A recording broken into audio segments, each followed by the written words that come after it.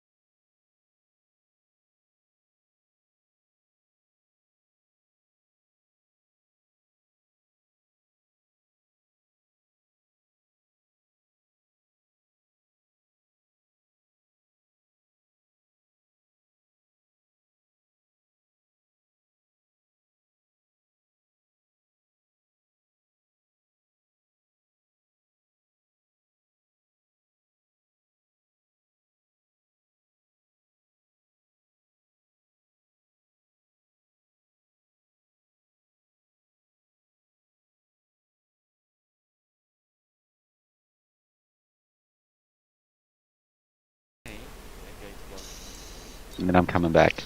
Okay, okay, that was the intro pretty much. But okay, welcome back everyone. Anonymous Bites back.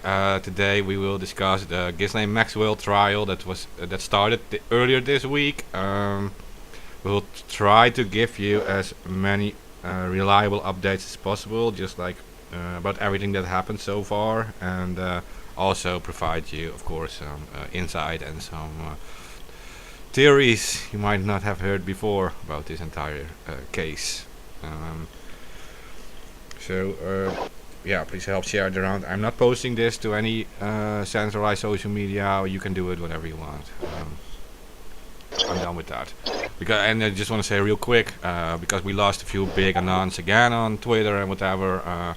Fourth Estate Anon was suspended. He was one of the oldest Anons on Twitter since 2009. Oh. Yeah, he lost his account and no one knows why. I don't think he ever posted anything that is against the TOS.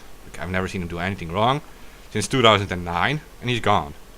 And I saw a few others too, by the way. Anon Purity, a few other accounts also dropping. So. Right.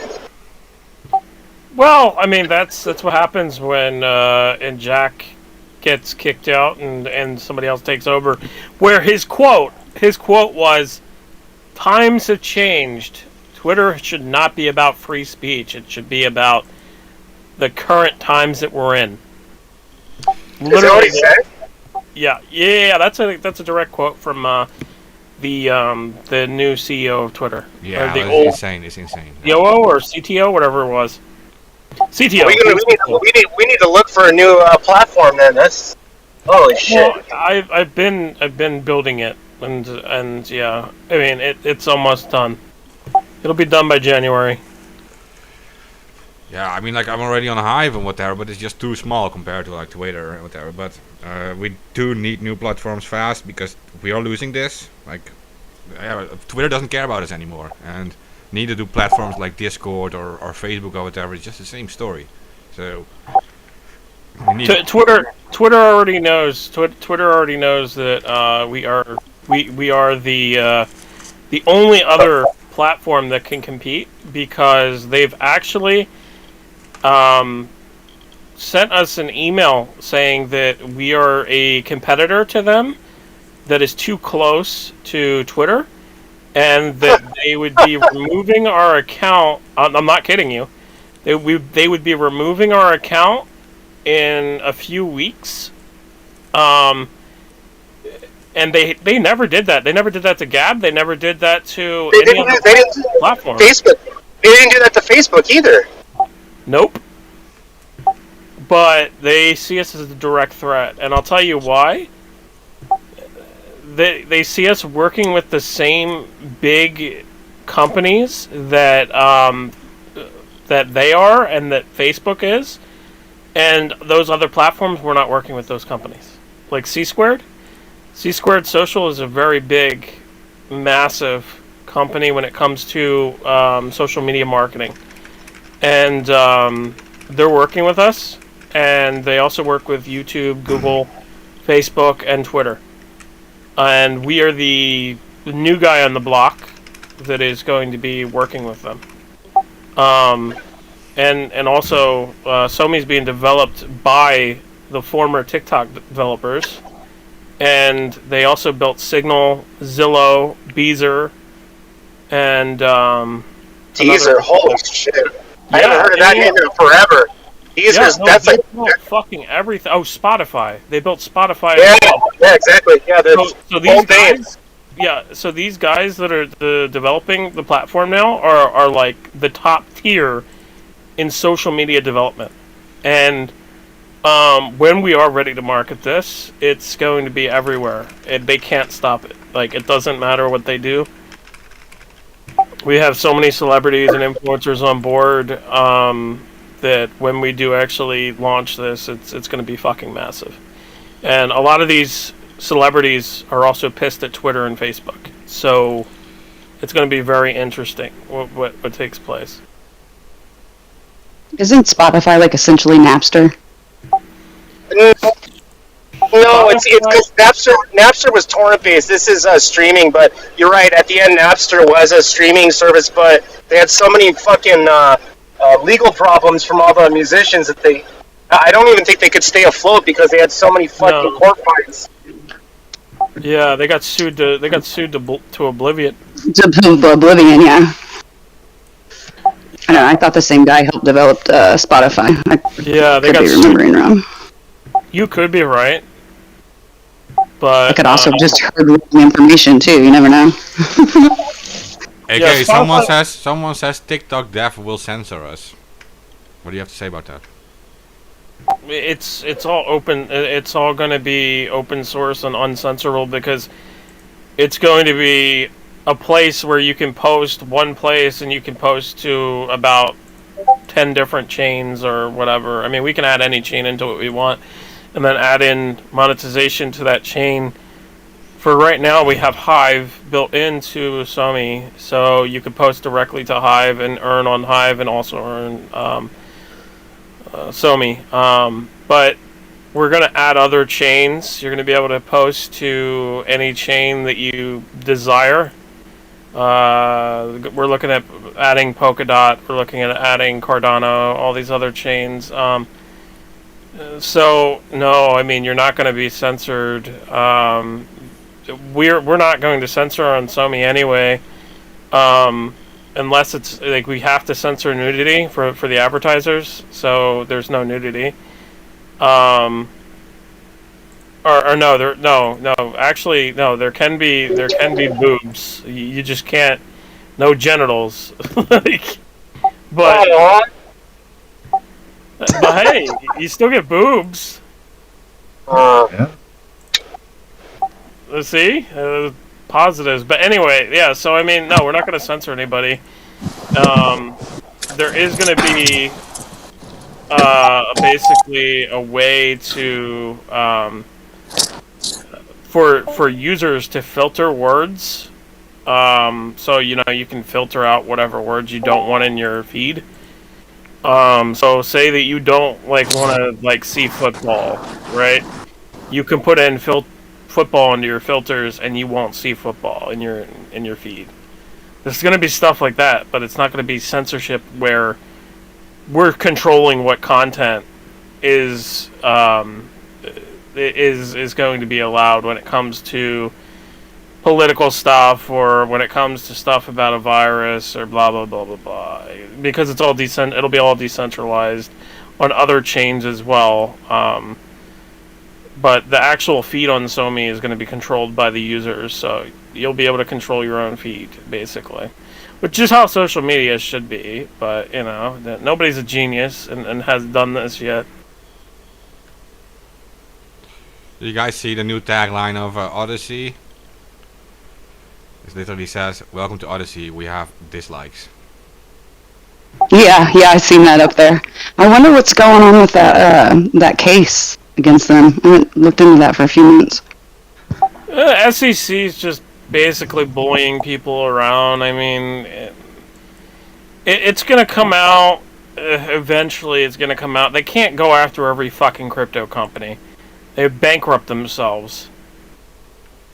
They have unlimited funding to a degree, right? You can't go after every single company in the crypto industry. There's too many. There's over just on CoinGecko. There's over, I think, 10,000 coins. I think. Yeah. So they can't go after all 10,000 fucking projects. The SEC does not have the manpower to do that. Even if they got the fucking DOJ and DHS involved, they don't have the fucking manpower to do that.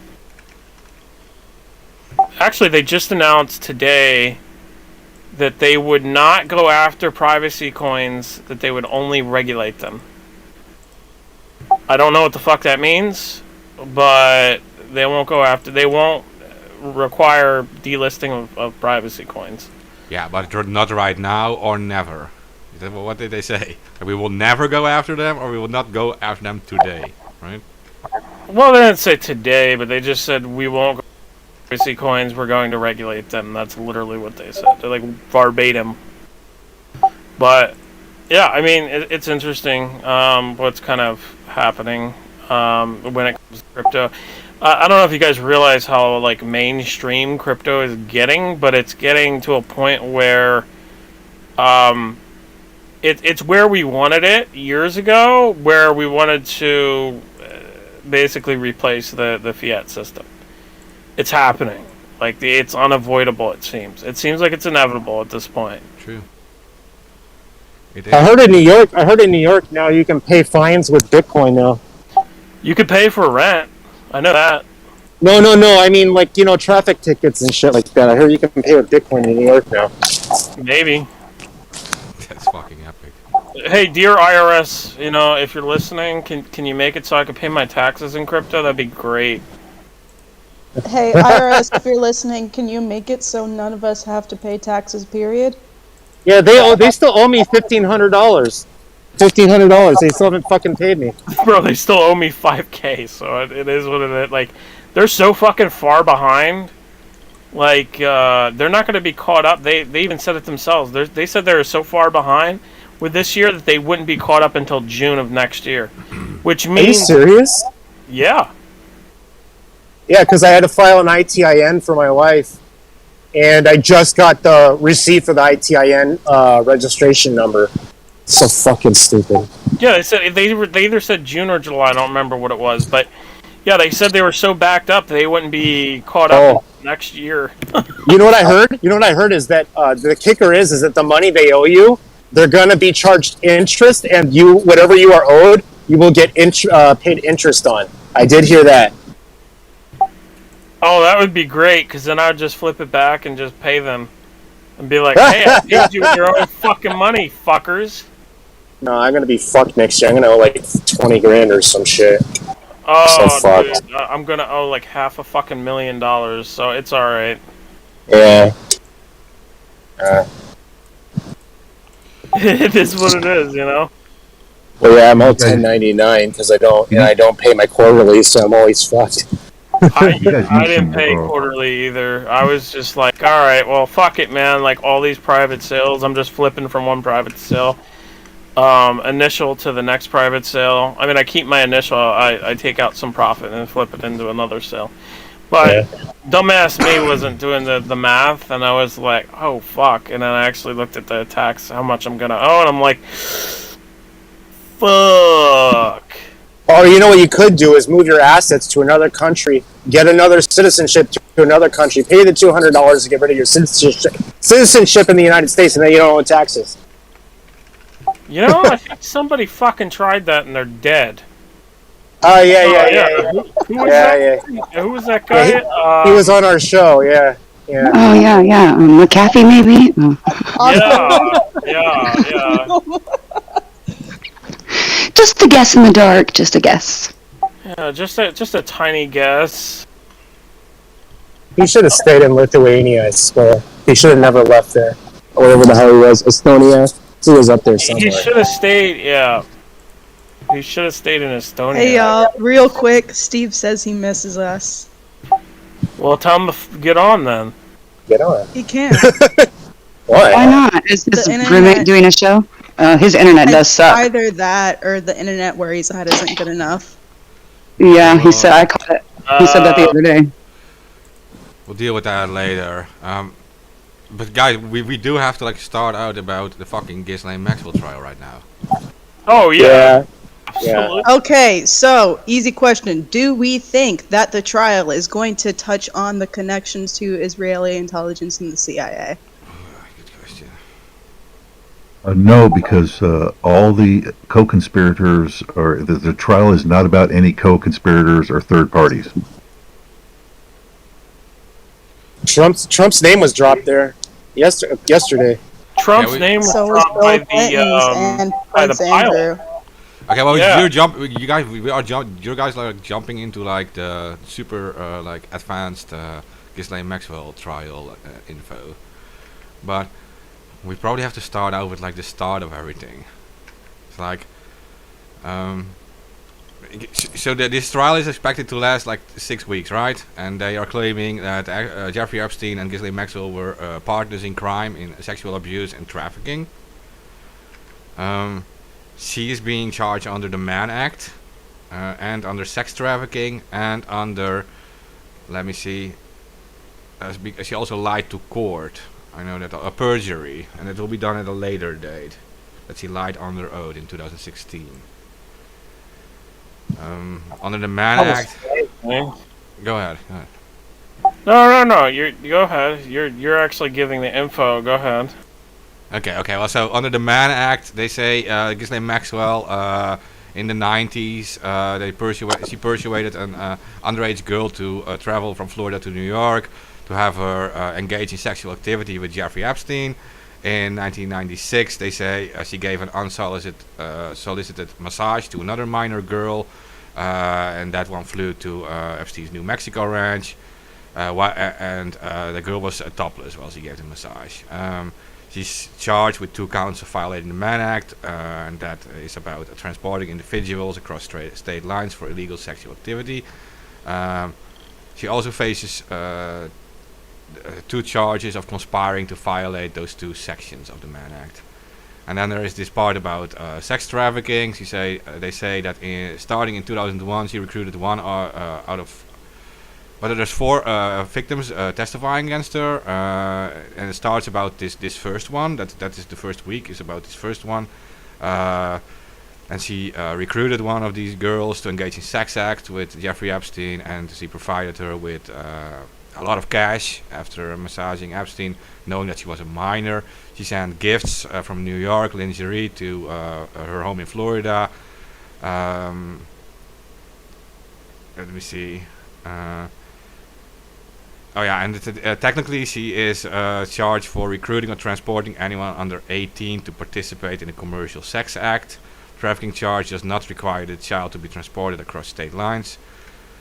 So those are pretty much the charges. I can go real quick to the perjury. That is in 2016. She lied under oath during a civil lawsuit by Virginia Gioffer, who says she was abused by Epstein while she was a minor.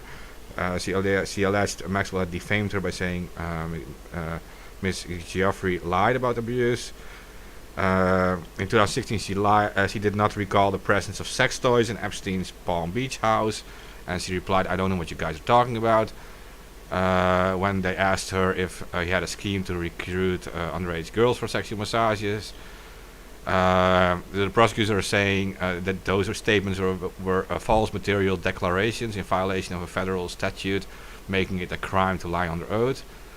Her lawyers in defense say that the questions posed were ambiguous and that Maxwell gave truthful responses. And then it starts, pretty much, the trial started this week with Larry Fisowski, who was the first witness. He was the pilot of Epstein for over 25 years. And that's pretty much where it started, because he names all these different names.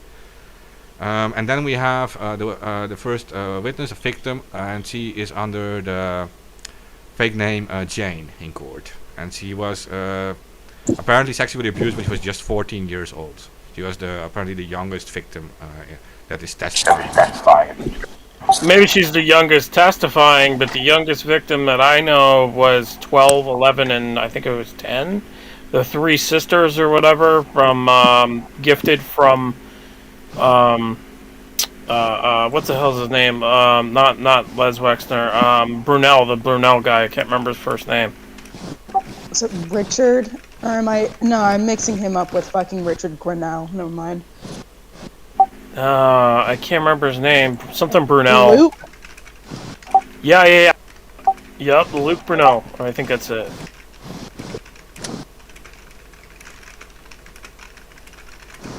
So he gifted Epstein 3 underage girls, and I mean, that's not even under that. Well, it is underage, but I mean, it's getting to the point where it's like pubescent. I can't even say the word. The P word. Yeah, there's another part of this case is like that I thought about that like nobody else has thought about is like, you know, a lot of these sex acts didn't happen on U.S. soil though, you know. So I don't know what the laws are on the I thought about is like. Okay, so let's take Ghislaine to the country where it fucking happened and let them deal with her then. Yeah. I mean, I don't understand, like, it's a crime against children. I'm pretty sure it doesn't matter where the fuck it happened. They should be able to prosecute her in any country, any state. I mean, like... I mean, if we're going to play the quote-unquote justice system's game here, considering they're trying to fucking charge Assange for shit that he didn't really do in the U.S., then technically there's already a precedent there, but it's a bullshit precedent, so, yeah. No. Yeah. So what I noticed about this trial, this is what kind of shocked me most for now, and that is the fact that her defense lawyers are focused completely on discrediting the victims. Yeah, that's when you. Okay, and also intimidating them, because first she hired a psychologist, like a famous one, saying it's possible that false memories are implanted. And Ghislaine Maxwell, defense is going to try to prove that these victims have false memories implanted. Oh, all of them have false memories. All of them were CIA. Okay. Yeah, but she's doing a good job at it.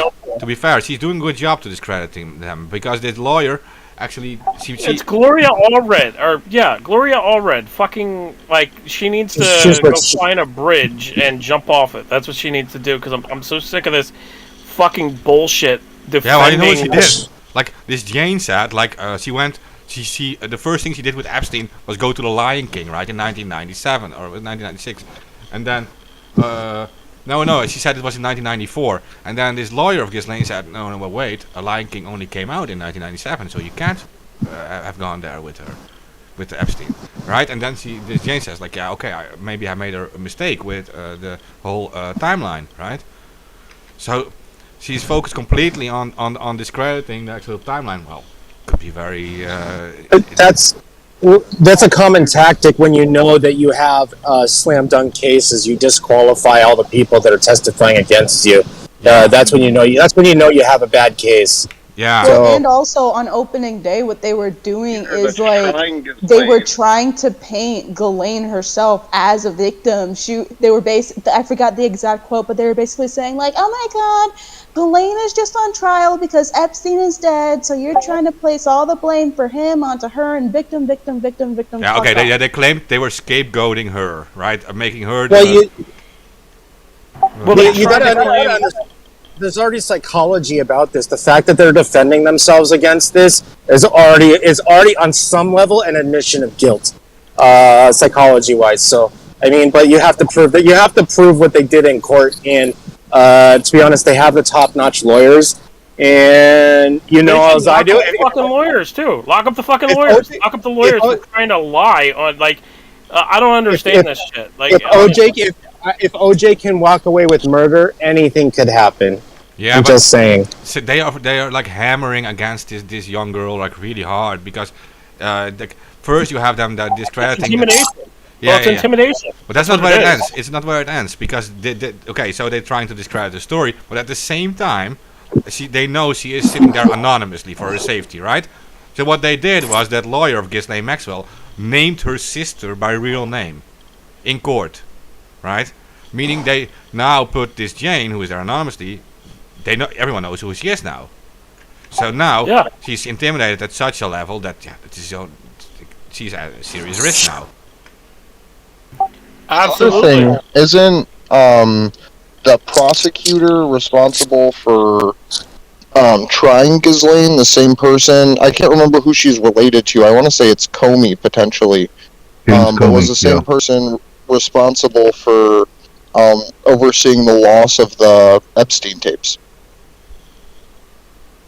So the whole deck, I believe, is completely stacked in this, where you have the prosecution essentially acting like the defense and throwing out the evidence of, not for this trial, but of Epstein getting killed, where they lost those tapes, and the person responsible for that is the one responsible for now prosecuting Ghislaine.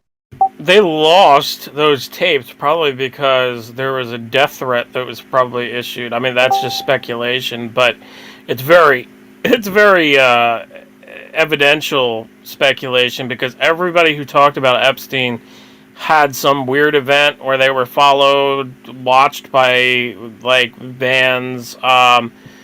There was a reporter that got a bullet put in her mailbox. There was another reporter who had, I believe her apartment was like broken into. I'm pretty sure that was something I read a long time ago.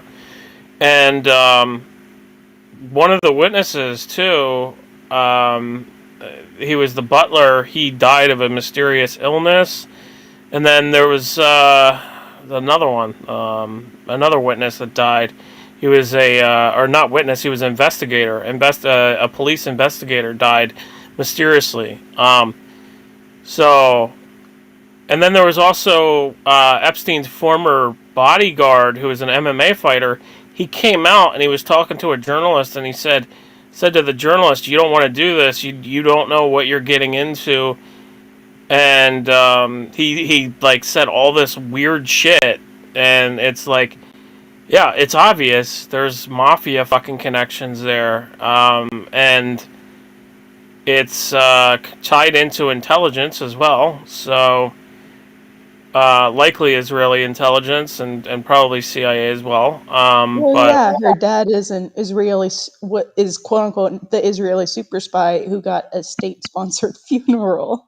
That's like the bare minimum of connections. Don't forget, he just fell off a fucking yacht.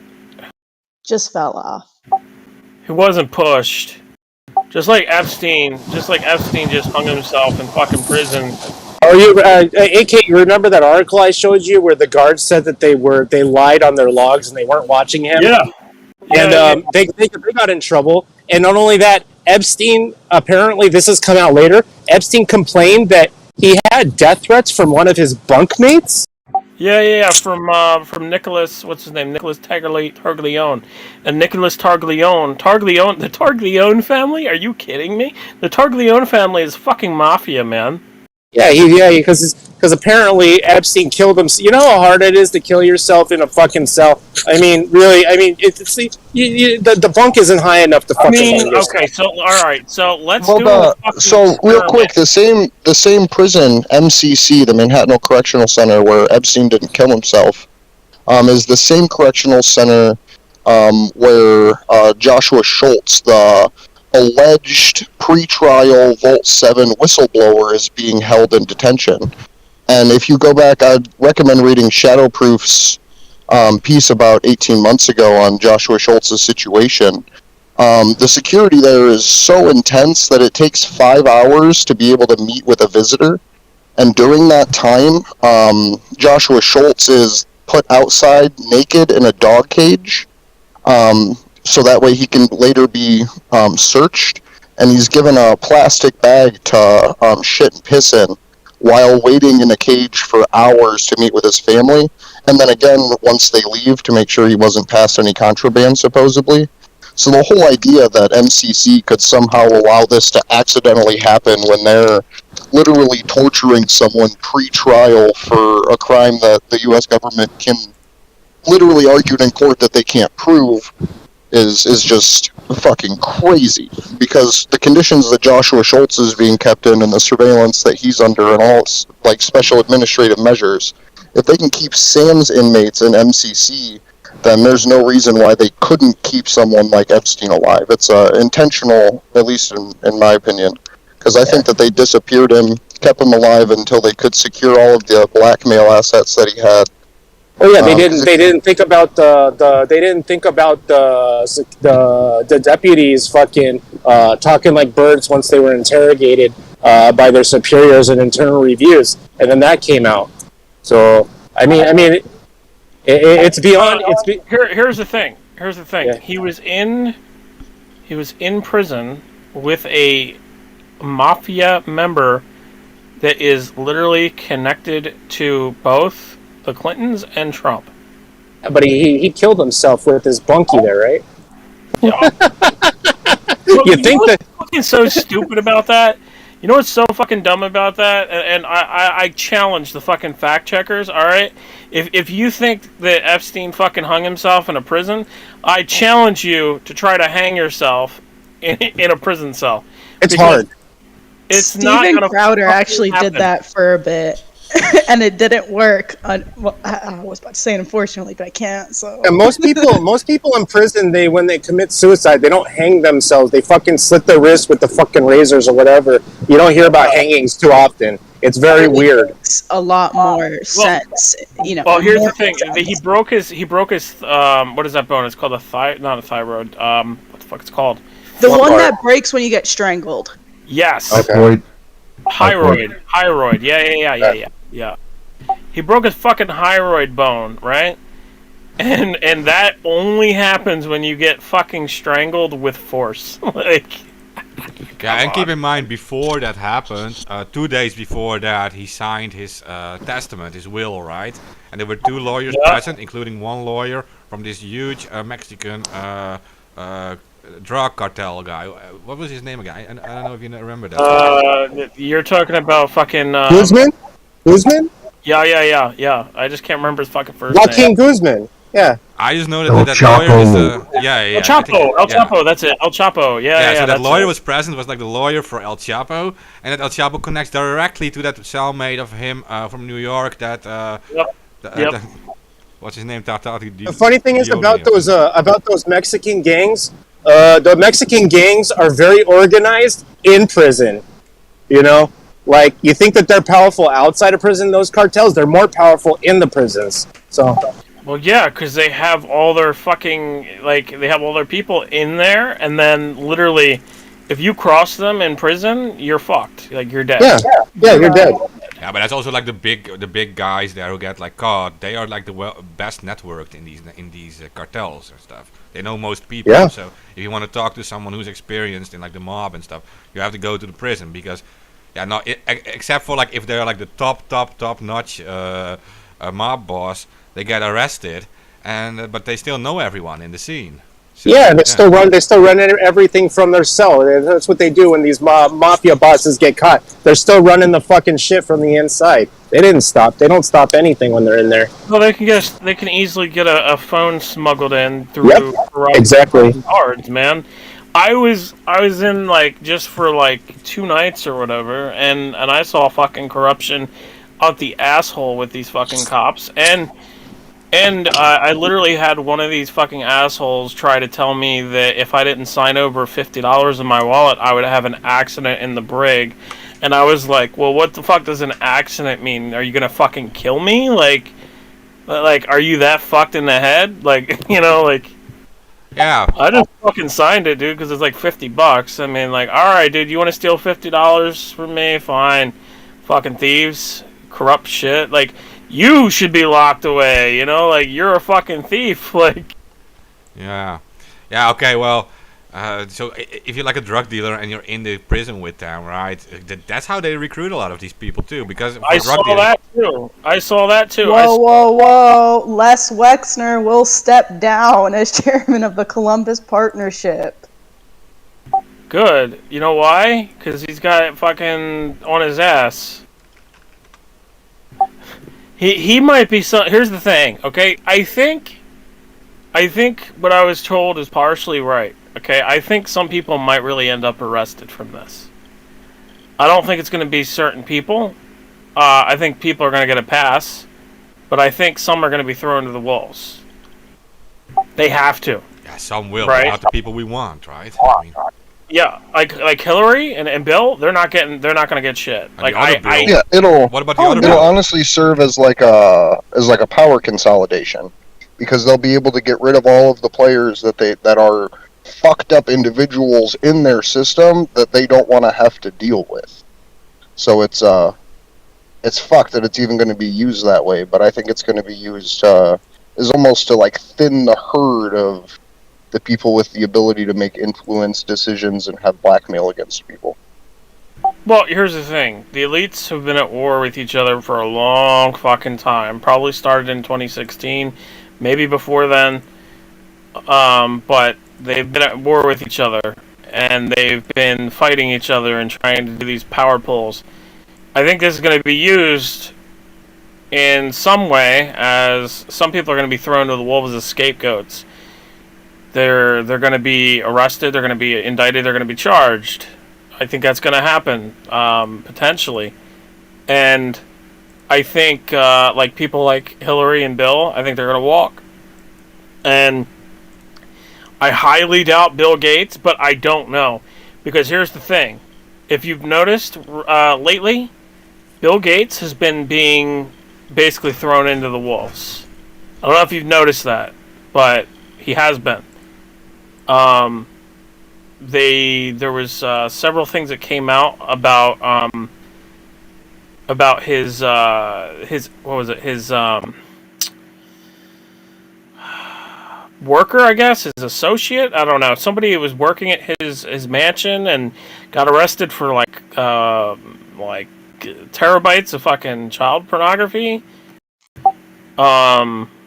Yeah, I think that, plus also there was another thing about blaming Bill Gates for something. I can't remember what the fuck it was off the top of my head, but I think he's going to be thrown, possibly. Bill Gates, he might be, because he was with Epstein, and there's some interesting things there.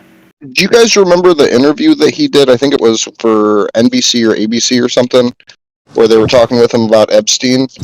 And he was like, yeah, well, she asked him what lessons he learned, and he's like, yeah, well, Epstein's dead. Yeah. Do you guys remember seeing that? Yeah. Yep. That's fucking.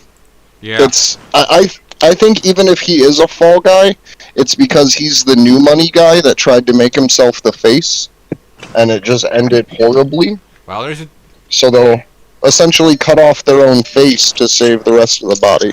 but there is a few interesting things surrounding Bill Gates, and that is the fact that he became friends with Epstein after the accusations, after everything was known, right?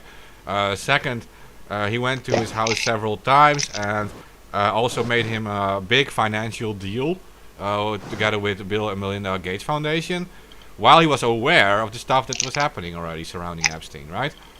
He made comments to his employees and to his partners saying Jeffrey Epstein lives an intriguing life. It's not my kind of life, but it's intriguing. Yep. Because he sat with Epstein, with the meetings, and Epstein was the kind of guy who would just like call up his friends and to meet. Look who I got here. I got Bill Gates here. Do you want to meet him? And then they would come to his house and meet Bill Gates. So that was kind of not really Bill Gates' lifestyle, but he was very open about it, and he was supportive of Epstein while being aware of the accusations and everything, and that is kind of suspicious to me. Like, yeah. There's much more there. Yeah, They knew I each just dug other. out the last few days when I was looking at the They knew each other. They knew each other before, well before. It wasn't just first meeting him in after he was a kid in Florida. Yeah, Bill Gates was there for little boys. Yeah, I believe sure. that. I believe that too. yeah. He's like, oh, you got little boys in your house? I'll be there in a minute. You know, he's that's fucking weirdo, dude. There for pedophilia and transhumanism. Like why the fuck? Like, yeah, Bill Gates is a fucking piece of shit, just like Epstein. Well, He's a yeah, fucking pedophile it's Bill Gates. for sure. Bill Gates meeting with Epstein. Epstein was working. Can anybody hear me? Yeah, I Yeah. can hear you. Oh, Yes. But Epstein was working on. Okay, he can't hear us. Okay. Okay, so Bill Gates' dad, he was like a very important Planned Parenthood. It's pretty much like, you can say Bill Gates doesn't have like the highest regard for human lives, I guess. Well, Epstein was working on a mind initiative? I forget, with some major institution, and he had no previous experience with neurology or anything to do with the human brain, but he was on the board of directors for a mind experiment thing, and I mean that just fits in with Bill Gates too. I mean, Yeah.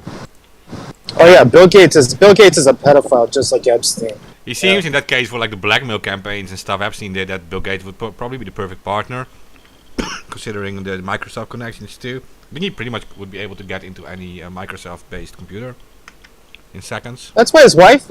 That's why his wife left him, is because of the whole Epstein connection. She knew it. She's like, dude, he's like a fucking pedophile. She left him. Okay, but after that long, yeah. I mean, I'm not saying that they probably had the most best relationship together, but from hearing she might have been kind of naive, because he disappeared for 1 month every year to meet his ex-girlfriend and wouldn't bring his wife. And, you know, they said he told her that they were, like, just friends, and I'm just like, it's a little weird. Yeah, we don't know what kind of relationship they have. Maybe his wife was doing similar things, right? I mean, I don't know what the agreement was between them.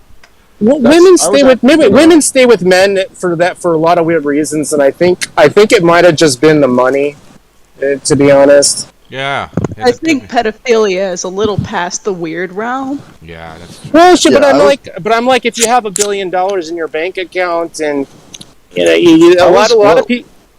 Well, what all that sounded like to me was, and this is purely just my speculation, is that she was involved in it too in some way, and wanted to, and like saw writing on the wall that like, hey, this isn't going well. So use that as an excuse to try to distance herself from the entire thing.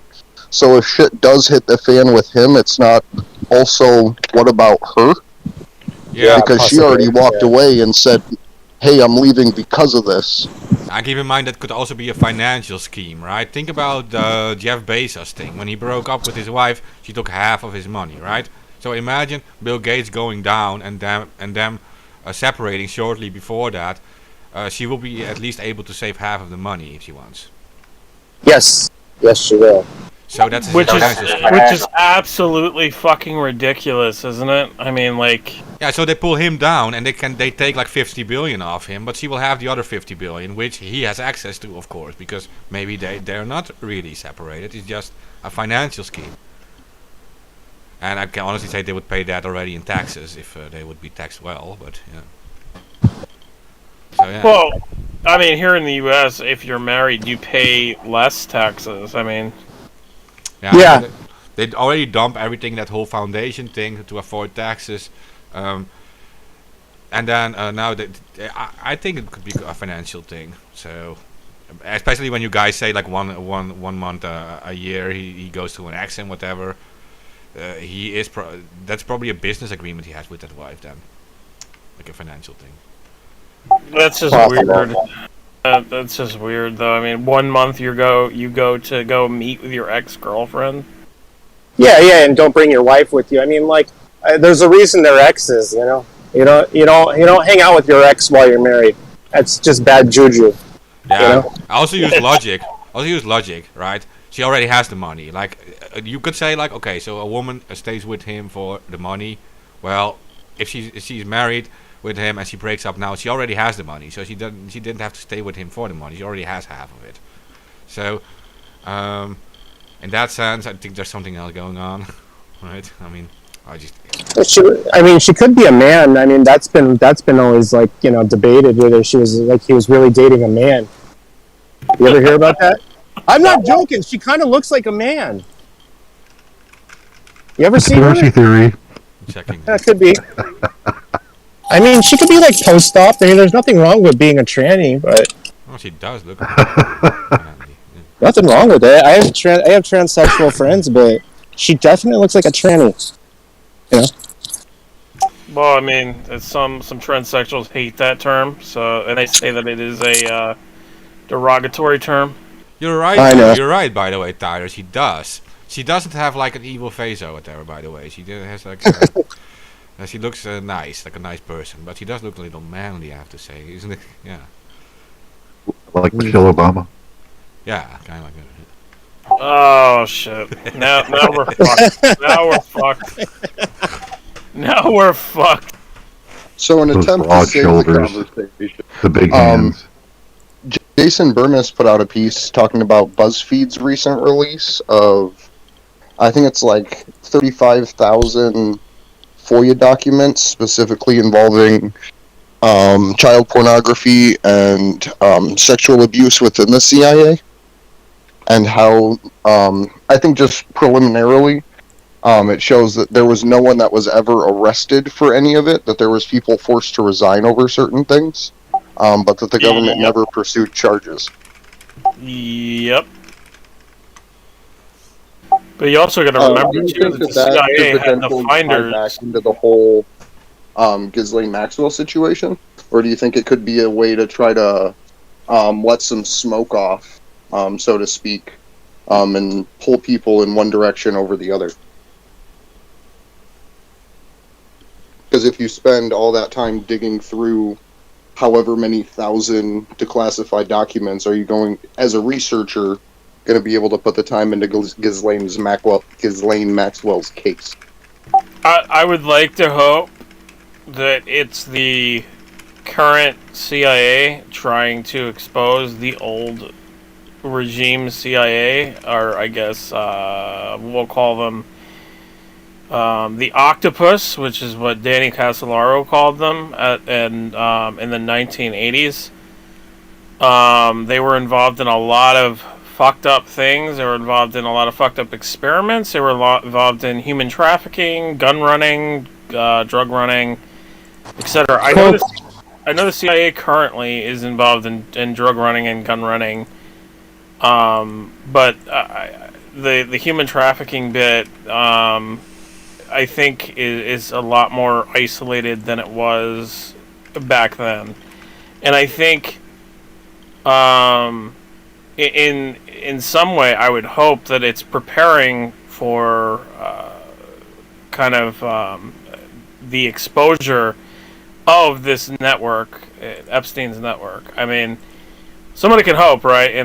But it is interesting the timing that those documents come out as the Ghislaine Maxwell trial is going on, because the CIA, the finders, also known as Rocking X, by the way, most will never find that information and know that information, but the finders who rebranded themselves to Rocking X and were involved in the Franklin cover-up and involved in the callboy ring in the White House in the 1980s, or maybe the 90s, but they are who probably are in these documents. I can only bet.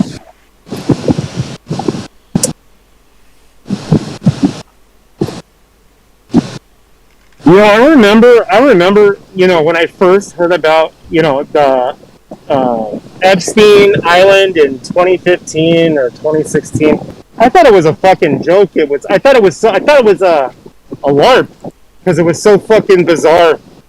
Only to find out 3 years later that was actually real. Well, did you ever watch the Paul Benassi interview and how he discusses before Alex Jones went to Bohemian Grove? He says that elitists would go to Bohemian Grove and would sex parties. No, not sex parties, snuff parties.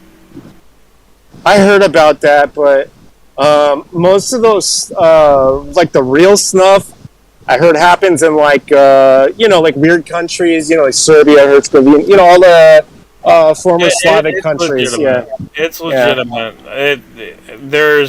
Yeah. So John DeCamp. If anybody ever wants to go on a expedition, I know where John DeCamp buried his evidence.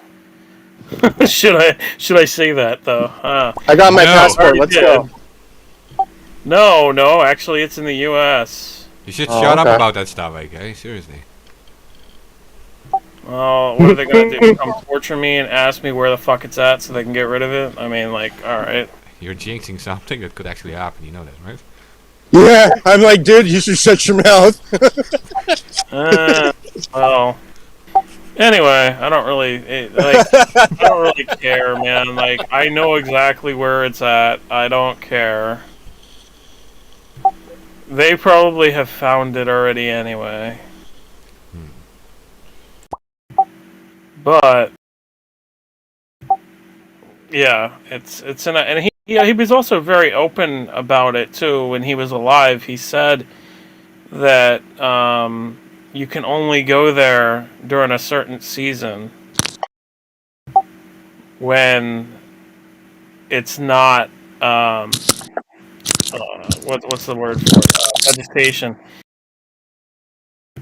So you can kind of figure out what season that is.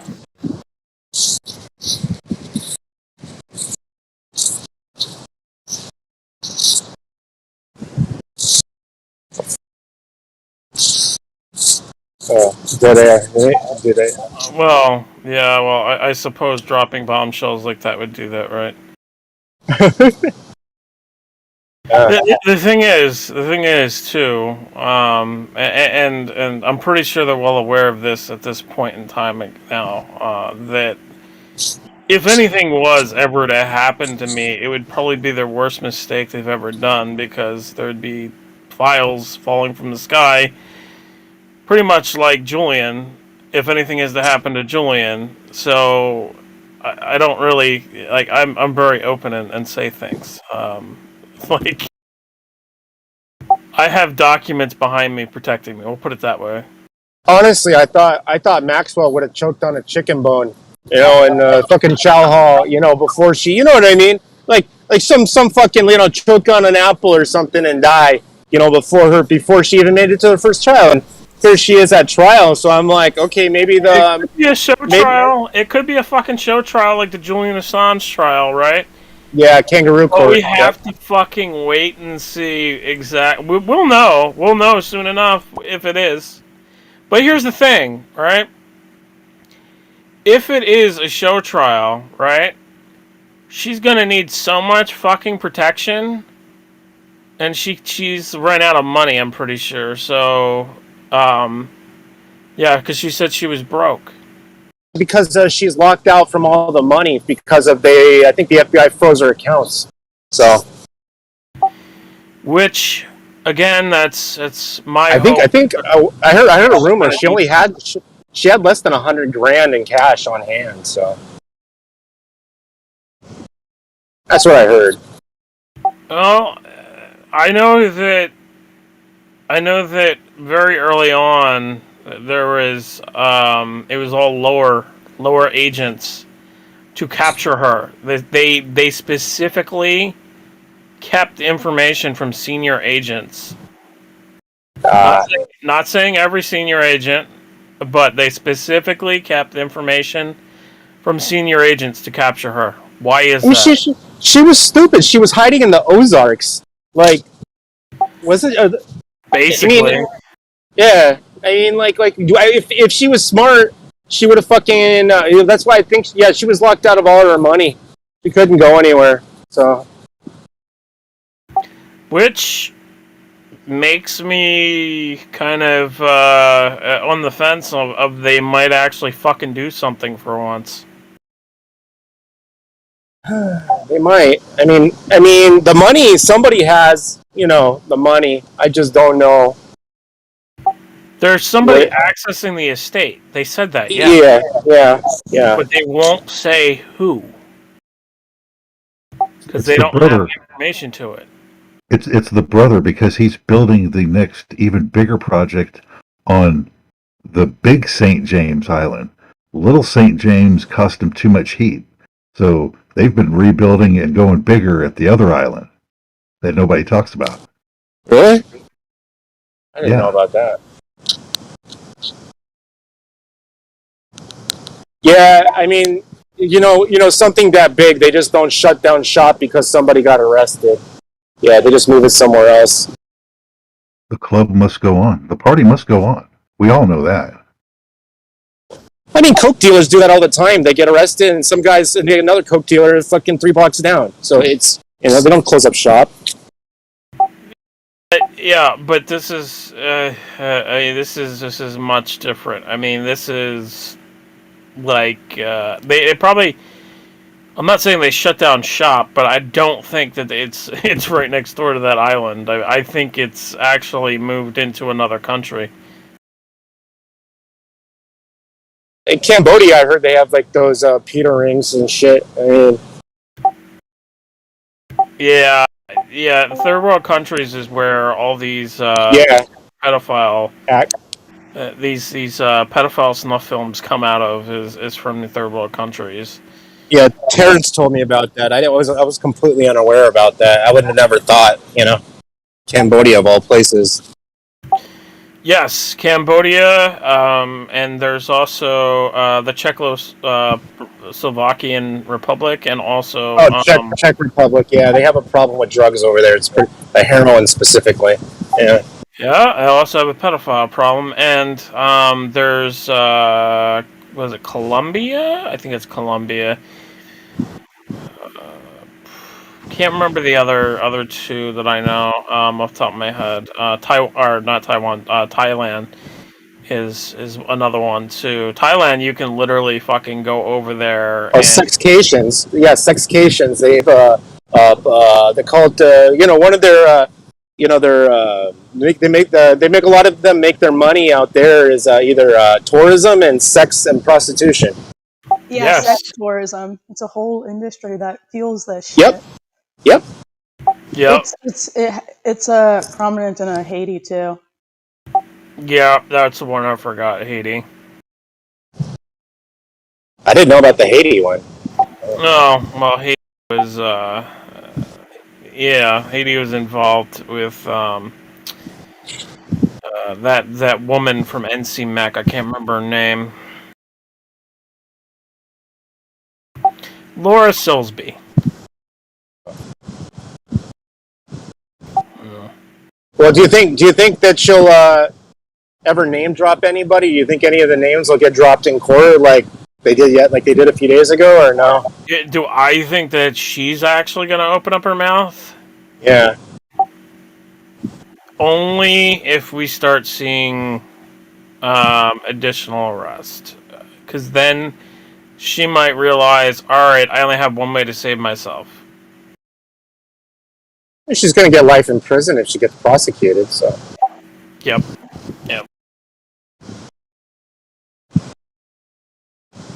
Or she'll pull an El Chapo and blow out in a what is it? Fucking motorcycle, right? Yeah, I don't know how the fuck that happened with El Chapo. I mean, obviously the guards had He's to El get Chapo, involved, come yeah. on. He's like Batman, dude. You will never catch me. I got cocaine. Ah.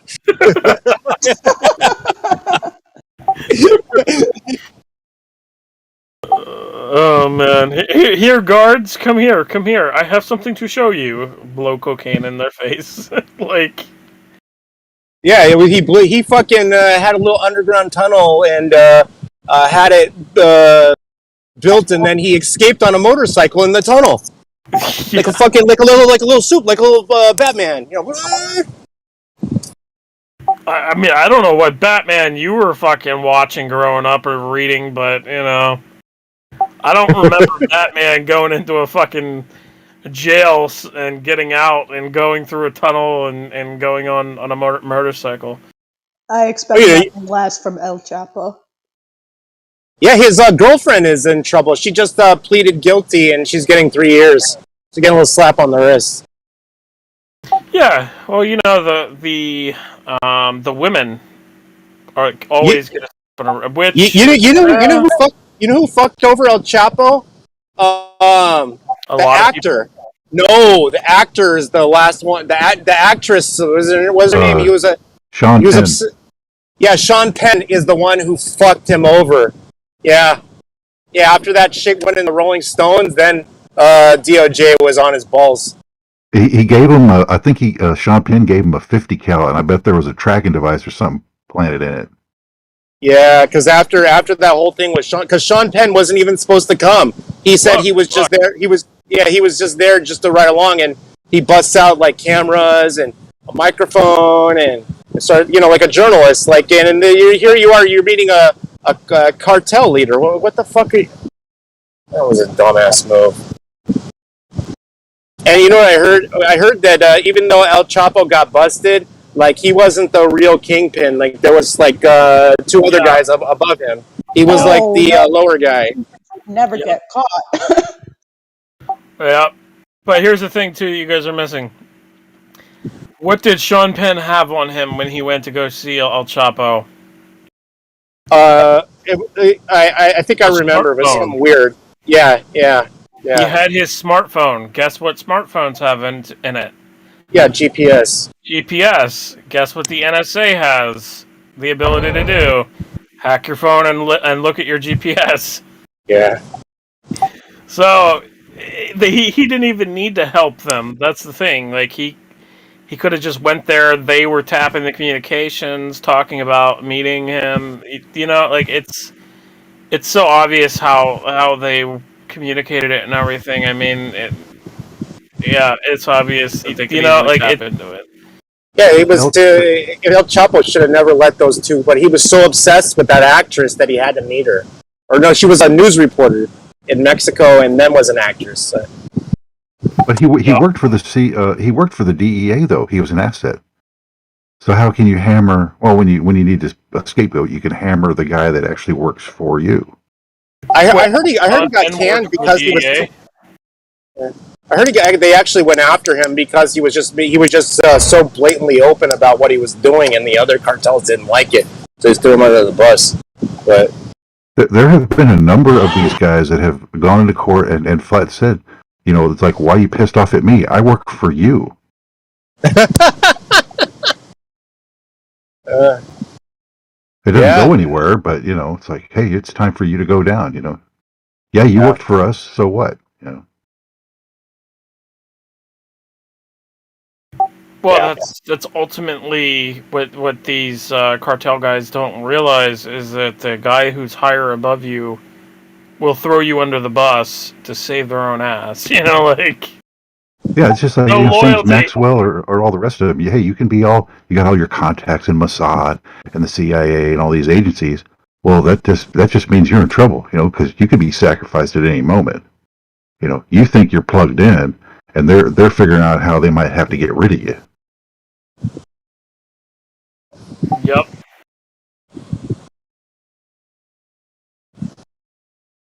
So I'm not sure if you guys seen this or not. I'm gonna post it in the chat here, in the general chat. That is the names of everyone who was named during the trial. Oh, nice. Mark, if you want to read that, you can, because it's too small for me.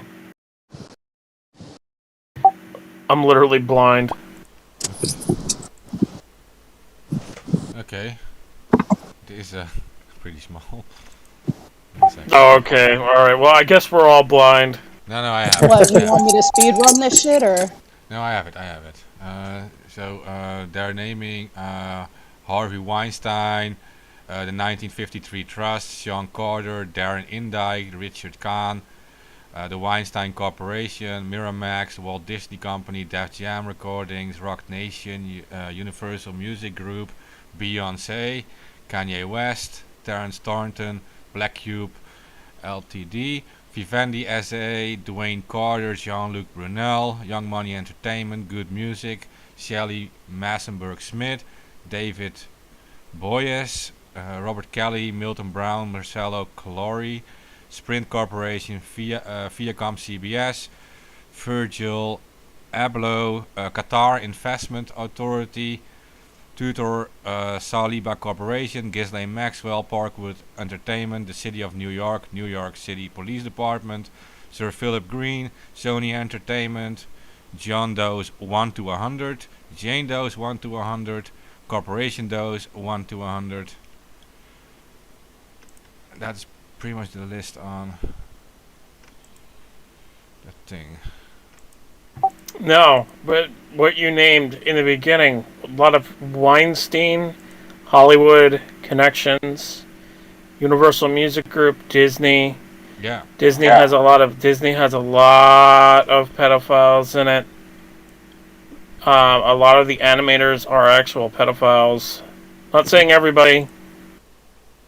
Yeah, we know that's pretty much that's very known in like the whole conspiracy world, right? On YouTube and whatever, you see all these videos of like Disney stuff where there's all this sex stuff hidden in it, which is obviously inappropriate for children to watch. That's very easy. So they're confronting children with sex and stuff at a super young age, which is like a really fucking thing to do. Yeah. Grooming. It's basically grooming. It's grooming them at a young age. Yeah. It's grooming them, and here's what you have to understand. Some of these cartoons that they make are specifically made for grooming underage sex slaves for these groups. Yeah, and they're normalizing it. Pedophiles themselves use some of these cartoon content to groom children themselves. These groups, these pedophile groups, they use this content to groom children.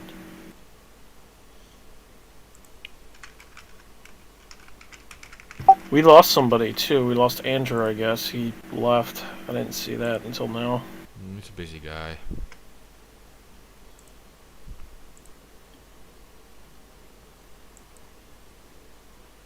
But yeah, so that's everybody that was named during the trial. That's a long fucking list, man. Rock Nation, that's Jay-Z and Bro, Jay-Z and Beyonce. no, Rock Nation is not Beyonce. It's Jay-Z and I can't remember the other guy's name. Dr. Dre? No, it's not Dr. Dre. It's another guy. No, as in like Beyonce was on the list too. Yes.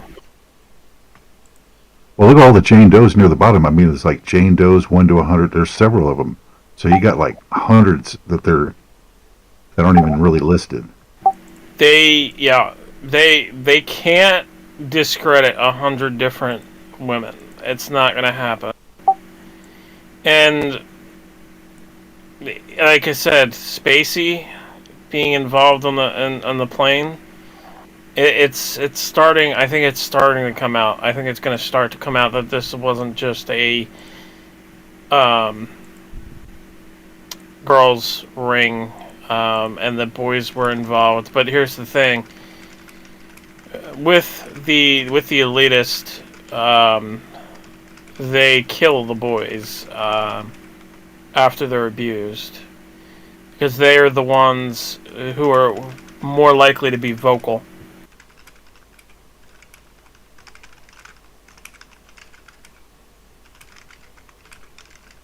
Also, I don't know why, but for some reason, pedophiles, they enjoy seeing, or not pedophiles, but pedophiles and those who watch snuff films. For some reason, most of the snuff films are about raping a boy and then killing the boy. It's not about raping a girl and then killing the girl. Most of them.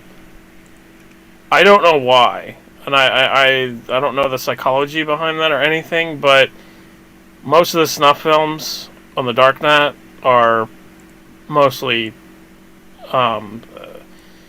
younger boys being killed, not younger girls. There are younger girls, but it's mostly, in a ratio, it's mostly boys, and I don't know why.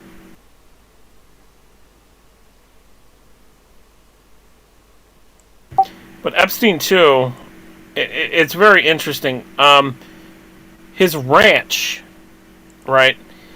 In the ranch, when you walk into the doors, they talked about this. They said that there was underage, like way underage pictures of young girls and young boys. So it already kind of did start to come out that young boys were involved, because they said about these not paintings. They were picture like kind of like pictures that were on the wall and pictures that were on his desk and everything. And they said that one of the girls was like 7 years old or 6 years old. I can't remember, one of the two, but really young. And the youngest that we've heard is 11, 12, I think, maybe 10, but yeah. So I mean, Epstein was, and his cohorts were real pedophiles, not just young girls, 16, 17.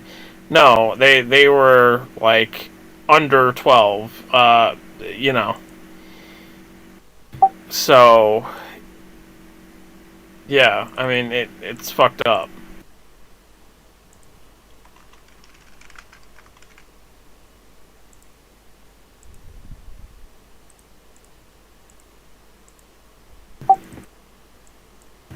Nobody else has anything to say? Dead air? Yeah. I mean, it that kind World of pedophilia is a national security concern in England. Oh yeah, that's right. Oh yeah, we're not going to arrest or look into any more claims against Prince Andrew. Yeah. The Crown. It's distasteful and makes the crown look bad. Yeah.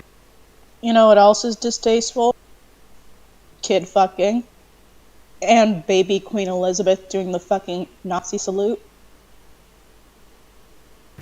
Oh yeah, well that was a long time ago. So it makes it okay. But we have like this cancel culture, and then there's no cancel culture for the person who literally used a goddamn fucking Nazi salute. How about we do a cancel culture of the Queen, and we get rid of royalty? That would be great, Come on, internet.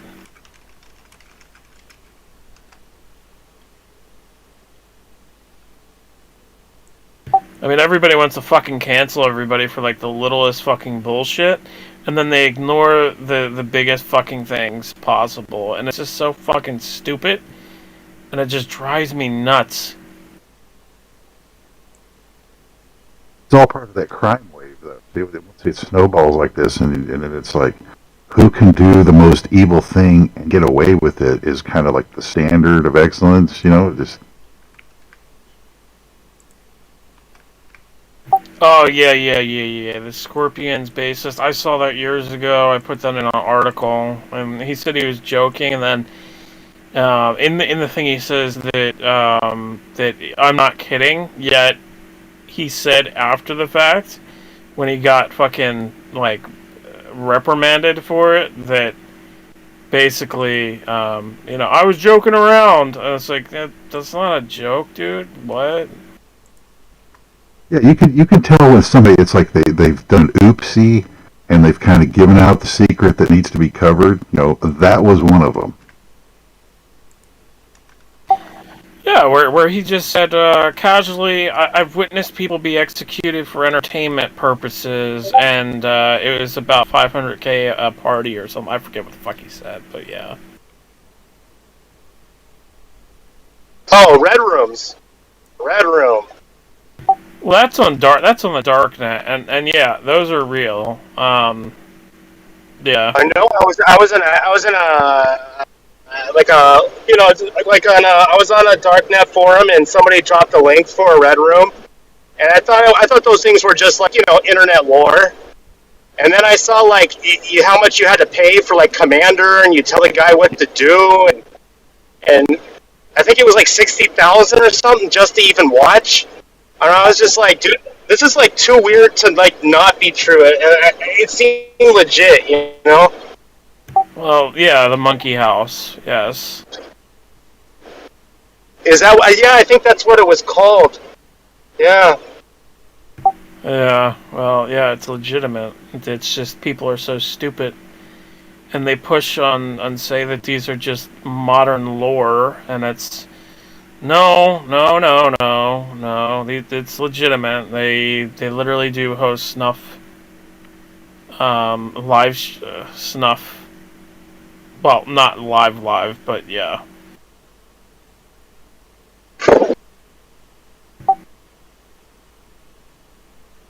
It's like the shit that you think that is just like fake, and it turns out to be real, like Epstein Island. That just is so weird. I thought it was fake. Did you think the temple that he had there with the owl, the Moloch? Yeah, like the weird painted. Yeah, I saw that. I saw that, and I was just like, oh, maybe he's into the occult, but... I'm sorry, Minerva, not Moloch. Minerva's the owl, not Moloch. Moloch is the bull. But, yeah, the owl of Minerva on top of the weird temple that he had. The temple with windowless rooms, or windowless, windowless temple, and the big door from fucking like Middle Ages with a goddamn lock on the front. What the fuck do you think they were doing in there?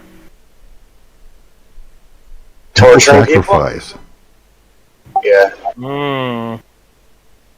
Now we have to make a religion out of it. It has to be like a temple sacrifice and something big.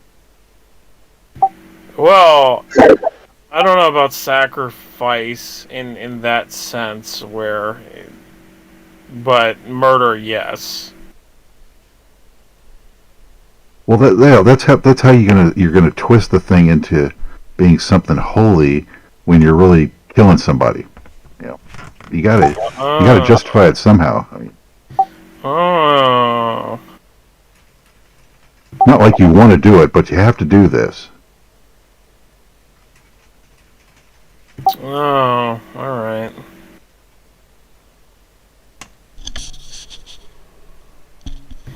Yeah, well, that's basically what was going on there. Is that ceremonies? We'll put it that way. Do you think anything will ever come out of the trial, or do you think it's just going to be kangaroo court? Do I think anything Satanism related is going to come out? No, I mean, any charges, Charges? Like, you mean other people getting charged? Yeah, I think I think it's too big. I think it's too big. I think that people are going to get charged, but I think that it's going to be low level people that are just going to get thrown under the fucking bus on this. That's what I think is going to happen. Yeah, they're not gonna go at the real ones. I think I'll tell you what I think. I think that they're going to go after the other assistants of Epstein, the other women that were involved with Ghislaine. I think they're going to go after them, even though some of them are testifying against Ghislaine and saying that we were forced, blah blah blah blah blah. I think some of them are going to be thrown under the bus as scapegoats. I For think sure. Ghislaine Maxwell is not going to be convicted on the main thing. She's going to be convicted on one of the other two things and facing a few years in prison. Just saying. Do y'all think they're gonna go after Wexner? No, I definitely don't see them going after Wexner. I don't see them going after the Clintons, even though I've heard that supposedly Bill Clinton's going to get arrested, blah, blah, blah. All these other people are going to get arrested. Yeah, What about Prince Andrew? He's not gonna be arrested. If any of them are arrested, it's a fucking body double. If Bill Clinton really ends up arrested, then I'll know for sure that this is actually real and they're actually going after them. Because if Bill Clinton gets arrested, that's fucking huge. That's like, that'll be like a shot heard around the fucking world. If they go after and arrest Andrew, yeah, then that would be big too. Prince Andrew is not going to jail. Simple. Because I don't think he will either. But I'm just saying, even if like a U.S. court wants him, like extradited or whatever, the British court still has to agree, and the British court is owned by the British royal family, literally. Oh yeah, so he can't get arrested, literally. Yeah. I didn't think of that. Well, he can take a little cruise trip to fucking the Caribbean, then maybe Haiti, and do it there. well, technically, when it's crimes against children, the UN can come in and do something. Do I think it's gonna fucking happen? No. No. Yeah, what the British care about the UN? Look at what they do to Assange. Well, Niels Melzer is shouting. Yeah. I mean, Niels But a Melzer. girl can dream. Like everybody says, the UN is a bad organization. Blah blah blah blah blah. No. It's just the same as any other fucking organization. It's the people. The people in charge of blah blah blah is what matters. It's not everybody in a fucking organization is corrupt. That's just stupid. It's stupid to say. It's just that the British court, okay, you see the judges sitting there. Above these judges is like a picture of the Queen, right? He's above the judges. I keep on hearing rumors every few months that she's dead. I actually believe it, and I check and she's not dead. Every few months. Probably, I don't know, sucking on an adrenochrome lollipop or something. I don't know. She's not dead. That's what I meant to say. I don't want to go on about the adrenochrome. Oh god, it's so fake. It's not even a real drug. Maybe it isn't. It is just silver oxide. It's just oxidized amphetamine. No. It's partially true. It came out fucking years ago. All this stuff about about elitists drinking fucking kids' blood, blah blah blah, or not drinking it. I mean injecting it. years ago it came out, and then they started talking about the science of it and blah blah blah, saying that Before what's his injecting name? young It never blood. existed. I used to read on Rhodium, the archives, and I used to read my chemistry stuff. I used to I came across an article for synthesis for adrenochrome, and I was looking at the effects, and it just looked like ephedrine, but it caused little inflammation in the skull, which caused a headache. But other than that, like, it really has no CNS effect. But the only reason it became popular, and anybody ever read about it, was because of what's his name? He's dead now. Fear and Loathing. What's his name? Hunter S. Thompson wrote about it. He did too, yes, but a few years ago there was experiments that came out where they were talking about anti-aging, or I'm sorry, not anti-aging, to slowing the aging process, and they were saying injecting young blood slows down the aging process, and it was all Rejuvenates the elderly Yes. with a massive bunch of what are they, hormones and antibodies that their body no longer produces. Yes. And as a result of this, it gives that person a recharge for the next week. The easiest way to stay young is just inject yourself with HGH. You'll stay young. I mean, you'll on the cellular. God, I'm just saying on a cellular level, you'll be younger, but you're gonna have a lot of weird side effects like cancer. Years ago I was The taking simple plasma transplant, there's very little side effects as long as you're both like you've got a proper donor that's the same blood type and so on and so forth. Years ago I was taking HGH, and it made me very angry. And then I realized that was the same shit that Mel Gibson was taking. Yeah, I used to take it in my 20s, but when I was like doing. Yeah, exactly. Steroid. Exactly, same here, man. I was taking HGH for going to the gym, because my trainer had recommended to take HGH and said that it wasn't harmful, and then I found out all these fucking problems and fucking heart problems and blah blah blah. Like, I was like, oh my god, man, like, I just fucked myself. Oh yeah, I got cherry angiomas in my mid-20s from that shit, and I'm like, you're not supposed to get those until you're older. So I was like, man, this thing does have some weird side effects, you know? Yeah, besides basically making you like you are an ape. Cancer patient? Yeah. No, an ape. No, making you like you are a fucking ape where you can't control your anger, and literally the littlest thing will set you off and make you so angry that you want to smash something or throw something through the wall, or yeah. Decca did that to me. Decca got me so pissed off. One of my coworkers just said no to me, and I was about to rip her head off for like no reason. That was like the last straw with that shit. I'm like, I'm done. Yeah. Stuff makes you crazy. Yeah, that's how I felt with HGH, man, was basically the littlest thing set me off, and at one point I even like punched the fucking wall, and I punched like right through the fucking wall. Damn. No, like when I say I punched through the wall, I mean I punched through the actual drywall, and then through the support beam of the wall.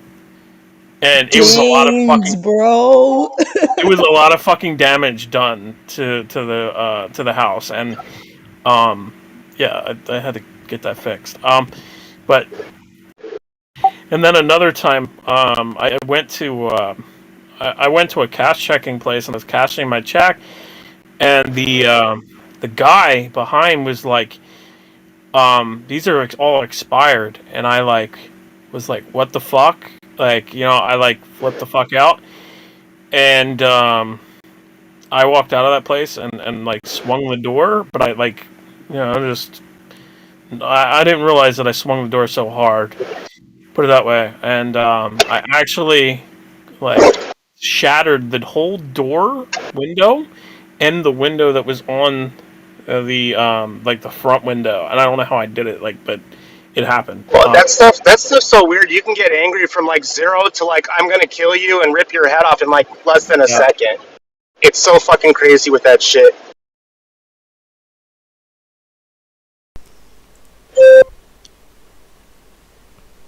Sounds fucked up. What is that shit called? I don't know the human growth hormone, but I was taking a 19 Nor, which is technically Dianabol or Deca. Okay. Some old shit. Schwarzenegger was like doing that shit forever. That's why he had to get a fucking pig valve in his heart. Oh my god. Yeah.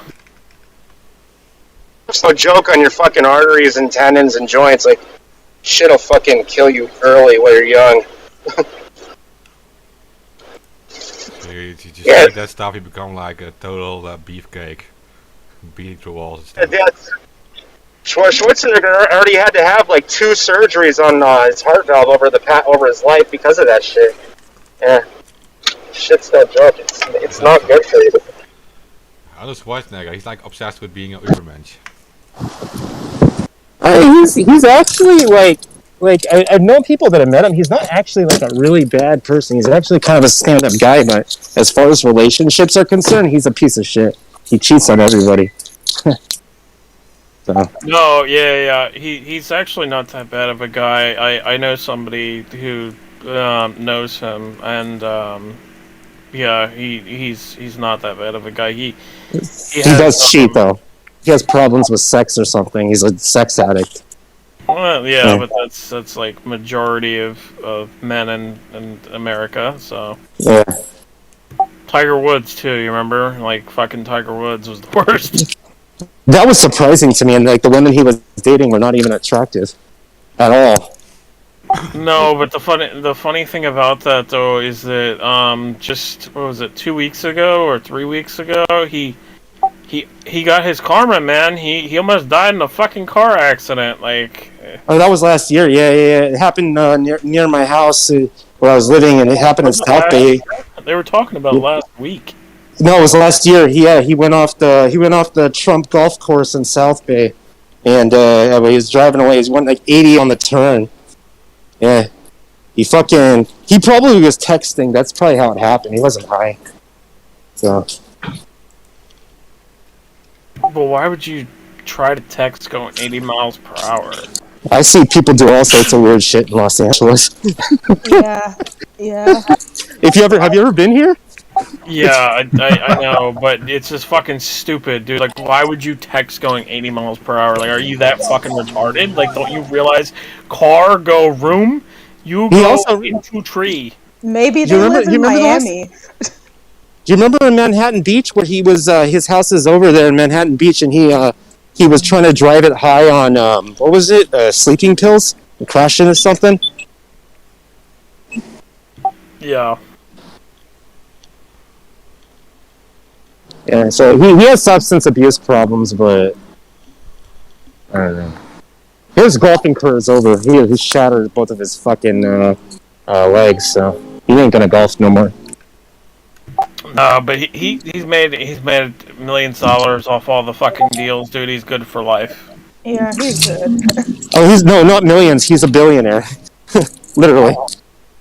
Well, no, he made millions of dollars off of the deals. He probably made more from other fucking things like winning golf tournaments and whatever else. But I mean, he was getting million dollar deals. I mean, obviously it added up, but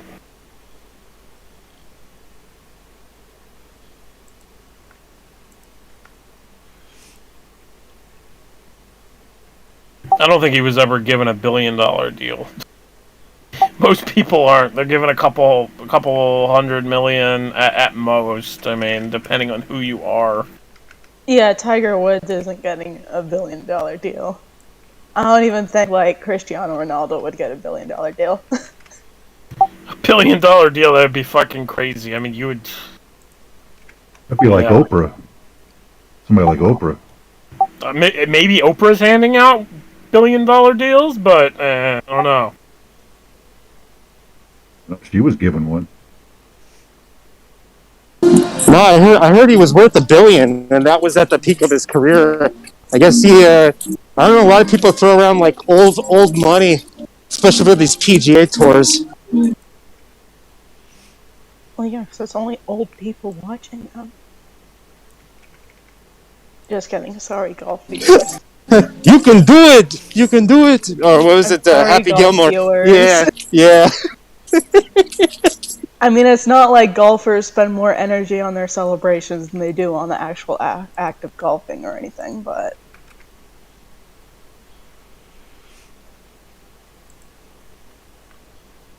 They usually get into developing these golf courses and all. Those are some huge deals. Yeah, have you seen the Trump course in South Bay? It's fucking huge, and that property alone is worth like at least $100 million. So.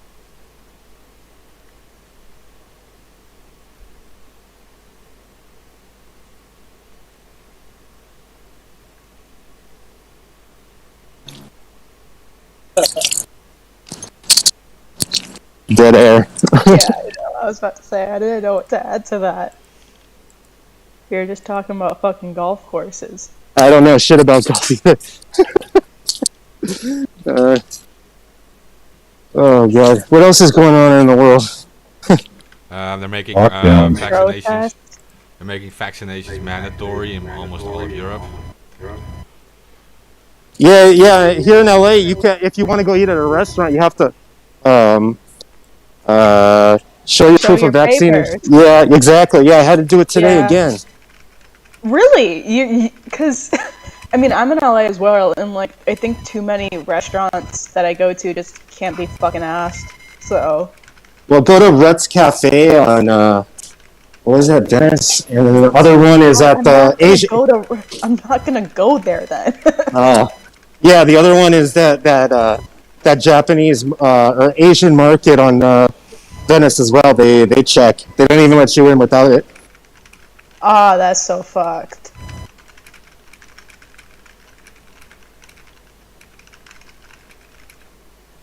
Yeah, no, shit's fucking draconian.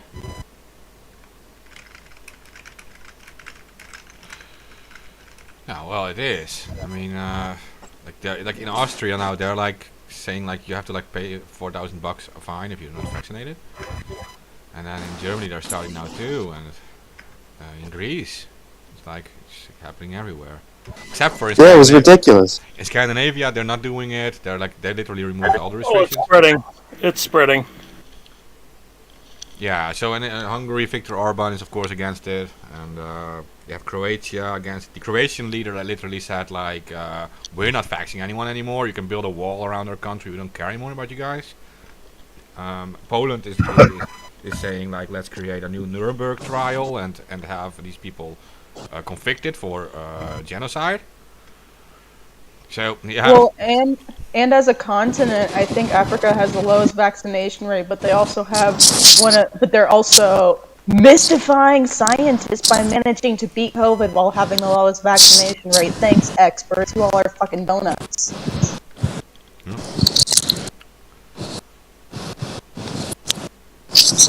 They're onto the scam. Yeah. like everywhere around the fucking Caribbean and Africa is like way more skeptical of this shit than people want to think. It's yeah, like, I remember when I was in Africa, then nobody. Of course, there's like inequality of distribution of resources, but also there's the fact that a bunch of these countries are getting a shit ton of donations. Like Jamaica had to trash a bunch of AstraZeneca injections because no one was fucking taking the shit. Oh really? Yeah, same thing happened. Same thing happened to my wife's country with the AstraZeneca. They donated like a couple million doses, and everybody knew what happened in Europe because of that shit. So nobody took it. They just expired. It went to shit. Yeah, I mean, well, like it's so bad. Like you have the AstraZeneca vaccine causing all these problems with blood clots and such, and they're getting banned in several European countries, and they're just like, "Oh no, we're gonna donate it to countries in the global south." Then what do you think is gonna happen? You think these people are fucking stupid? Oh yeah, you fucking do, you imperialist cunt. Oh boy, Glory brought out the C word. Well, it's You interesting. know what? I think quite generous with my use of the word AK. I need to get over there. Over I there. reserve that word for Hillary Clinton, Glory. That is the only person that I believe deserves that word. No, man. There's Not a the only person. There are so many people that deserve it. Maybe if Billion. you're Australian. billions. But I'm not Australian. Like, okay, at this point, I don't know why they're doing this mandatory vaccine stuff anymore. Because, like, you have in what is that country? What's like Gibraltar or something, right? They vaccinated 100% of the people, and then they just announced that the country is skipping Christmas and is locking down everything because there is like a mass amount of COVID cases now, and there's 100% is vaxxed. Like, there's no unvaccinated anymore, so they can't blame anyone, so they're locking everything down. Like, there's literally cancelled Christmas. That's Well, when I you mean, skip the science. wasn't there also the studies showing Israel having incredibly high COVID rates, despite the fact that they also have one of the highest jab rates? Because that's where they were pushing like the triple and quadruple boosters and shit. Yeah, same problem. Yeah. It doesn't make sense anymore. And then now they are saying like there's some kind of new virus and it has all the symptoms that's literally like the same as the side effects of the first vaccine. So I don't even get it anymore. Well, here's my cynical take: is you haven't burned any capitals down for the murder that's going on from your governments and these cronies, so they're just going to keep doing it. As long as you're just marching around flag and banner waving, and they keep doing it to you, it's going to continue. Yeah. Okay. So I have a backup plan. I decided I'm just going to catch COVID. Yeah, because it gives me a QR code for 1 year. I just want COVID, so I'm going to get it. I don't know, man. My dad almost died from that shit, so I don't think you want it. I don't think I you got really COVID. want I want didn't it. I want the die. COVID. You already Here's have the herd thing. immunity. You already have antibodies. You already have herd immunity. It's Here's been the 2 thing. fucking years. Well, here's the thing. I don't think anybody can have herd immunity to because it just randomly attacks your body. Like, it's a biological fucking weapon. It randomly attacks your body. It doesn't have a set path on how it attacks your body. It randomly attacks your body in numerous ways, from attacking your organs to attacking your sense of smell to attacking your fucking. I saw one case where somebody went deaf, and I was just like, "What the fuck? So how does somebody go deaf from this shit?" Well, it is very much engineered to act that way, but also it is very beatable. What? Spoken? I mean, like, yeah. It can be. It depends I on. was gonna say, Gloria's really a fucking double agent for the elite. I did get COVID like almost over a year ago now. I got COVID, so shit, my immunity is up. Well, here's the thing, right? So again, it just randomly attacks your body. So you can get a fucking bad case of it, or you can get a good case of it where it's, oh, it's just a cough and just some problems breathing for a while, and then it goes away. But I don't think. But I mean, in the meantime, you can still work on boosting your natural immunity. Oh yeah, I did. That last one almost got that one. Last one. The other 2 shots didn't do shit to me. The third one, fuck my life. Dude. Yeah. Oh, 3 of them? Shit Oh, fucking fuck. I don't know, man. Did you It's see pretty that? lit over here in the control Did group, you guys see Tyler. that fucking article that came out in Forbes? Yes, COVID does change your genetic DNA makeup, and that's a good thing. And then about, I don't know, a few hours later, the article headline was changed by the editors. Oh man.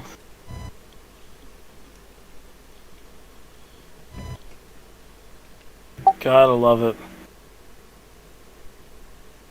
But yeah, I mean, again, it depends on what, like, it's not even a strain anymore. It's what you get from COVID. It's, are you going to get attacked?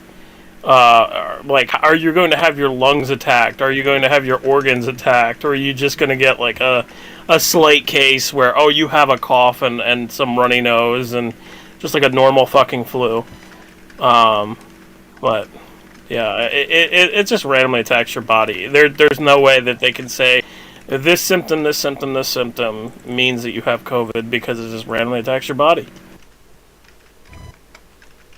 Well, what you need is a fake PCR test, run through too many cycles so you get false positives. So that you take a shot that's worse than the virus itself. Oh, but they say that injecting RNA vaccines is safe and that it doesn't have the virus in it. How does that make sense? Every vaccine has to have virus genetic makeup in it, because that's how it releases your fucking antibodies.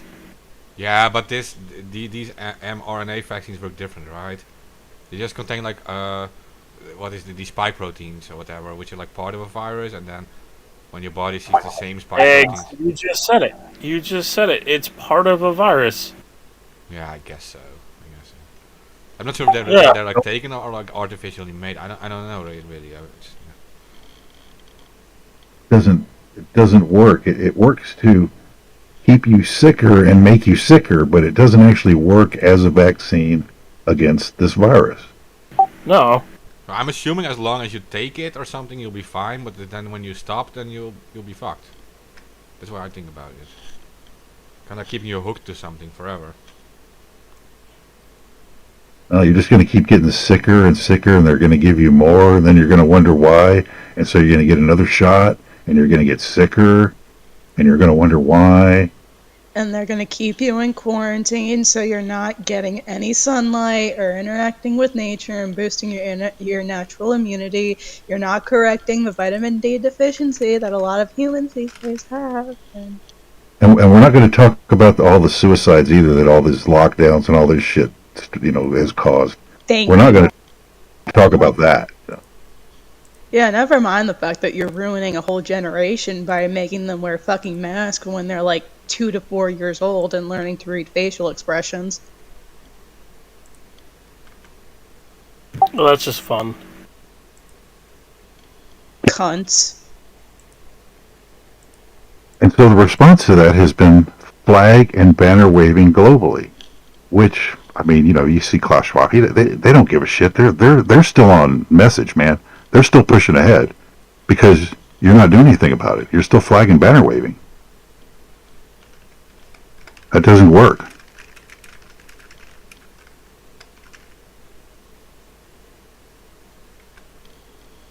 Ugh.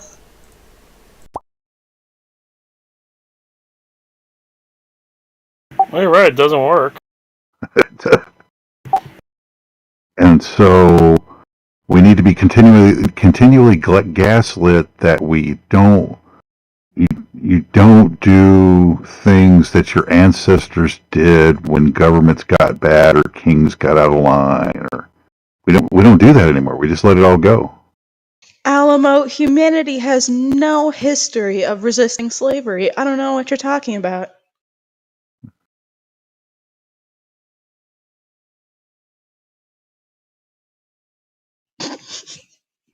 It had a history. It had a history of doing that. That's depressing. We're still going. We're And now, still going. so yeah, I mean, okay, so here you are. Everybody draws that line in the sand. Oh, I love the last big line in the sand. That was, if they go after the kids with the jab. That was the big line in the sand. Well, they've already done that. They went after your kids for school. Everybody got jabbed. Nobody gave a shit really. Now they're coming after your kids. So it's time to move the goalpost again, folks. We need another line in the sand. What's it going to be? Oh, Yeah, let's well, I see. I mean, mean, it's they not used. necessarily that nobody cared, it's that, like, nobody cared enough. Because, yeah, people were just like, oh, I just want my kid to go to school, or, like, they were pissed at it, but they didn't do anything about it, or the ones that, like, did do anything about it, and then there's those people, but, like, they're still a minority, and they need to become a majority, but, like, they're more common in thought than we think, because people want to get gaslit by putting shit in conspiracy charts, like... Oh yeah, that I'm so fucking pissed off. Who the fuck puts Iran Contra? And the goddamn. I did not know that there was a conspiracy, okay? Who the fuck That's puts why I Iran remade that shit, because Contra? I was fucking pissed. Well, yours is hilarious because it's funny. Like, it was like, it was true. I forget what the top one was. Like, it was ridiculous, but I can't remember what it was. It was like the CIA has their best interests at heart or some shit like that. Yeah. But you said that was like anti-Semitic. Don't even care. But yeah, like they had fucking COINTELPRO somewhere in there. I'm like, really? Yeah. They had deep state all the way at the top of it. I'm like, what the fuck, bro? Like, oh yeah, you haven't realized that the military-industrial fucking complex exists, and that the military-industrial fucking complex is compartmentalized, and that the compartmentalized fucking military-industrial fucking complex, yes, I said fucking like about 10 times, they basically do all these different various ways of making money outside of the law. Like, they set things up like gun trafficking, drug trafficking, organ trafficking, but not as, it's more isolated than it was. I mean, back years ago with Vietnam, they literally would send heroin inside the cavities of GIs, and then they would also sell those organs. People are so fucking stupid, man. They don't realize all the shit that fucking really has happened in the world. And, like, putting Promise and fucking Iran Contra, and what was the other fucking one she put in there? I can't remember what it was. She put a whole bunch of shit, but it would just piss me off, man, reading that. I was just like, are you really that fucking stupid? Like, Iran Contra was a conspiracy theory? No, dumbass. It was a fucking, literally a shadow government that was run, as said by a congressman, or no, senator at the time, Daniel Inouye. Larry P. McDonald, fucking murdered, crashed in a plane. Do you think that was a conspiracy, or do you think that was planned? Because he literally talked about, what was it, what was the club? I can't remember the club at the time. Hellfire? No. Starts with a B. I just can't remember what the fuck it is. Bohemian Club? No. A different one. I can't remember what it is. You could look it up. Larry P. McDonald. He was talking about a club at the time, and he basically said they took over the American political system and this and that, and then he ended up in a fucking crash in a plane. Yeah, the whole Iran thing is not a conspiracy theory. It's real. Yeah. Iran Contra? The Iran Contra, yeah, that shit happened. That went down. Cocaine too, and the C-130, they're using a humanitarian plane to transport cocaine to get guns. That's the only part of it. Yeah. Yeah. Yeah. Someday. This chart tries to put Tupac alive in Serbia on the same level as saying the U.S. is a corporation. Yeah, it's fucking stupid. Yeah, it is. It's bad. Yeah, USA is a shit show. Come on. Hey, chemtrails are on here.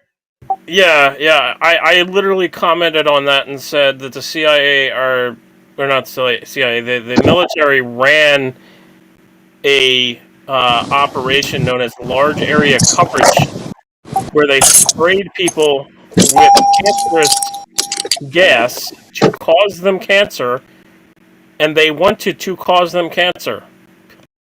Why did they want to cause them cancer? Oh, they wanted to test it and see if they could use that gas against the Soviets at the time. Supposedly, that was what they said. Oh, so, nice. Bill Gates' depopulation is all the way at the top. Fucking donut. Are you calling her donut? Or, like, I don't know what this is. No, I'm calling the author of this a donut. Yeah, that's what I said. You're calling her a donut. Yeah. I know Steve commented under conspiracy facts. You know. Steve commented under that and said this is perfect or something. And I was like, no, it's not. I don't know if he was fucking around or what the fuck, but I was just like, nope, not having it. He was probably fucking around. I didn't know if he was serious or not. I was just like, nope. I mean, it's a perfect example of how fucked we are and how they're trying to isolate any alternate thought. It's not even a fucking alternative thought. Iran-Contra fucking happened. And John Poindexter and, oh my god, Oliver North and, who the fuck's the other guy? Whoever was the Secretary of Defense under Ronald Reagan. I can't remember who the fuck it was, but anyway, he was also a advisor to Palantir. And when him and a few other people kicked the bucket, I have some information that I will be dropping, but I'm waiting for certain people to die. So you can't stop me from dropping it either. So anyway, I have some fun things to get into when it comes to Iran-Contra and promise. Regarding those people specifically, and also the Bank of International Settlements and the Federal Reserve and some other stuff. Okay. But yeah, back to what I was saying about Iran-Contra. I mean, Iran-Contra fucking happened, and they set up BCCI as a conduit bank to do off the books black books or black book operations. So that's anything that they couldn't do under the budget that would have been quote unquote illegal under the U.S.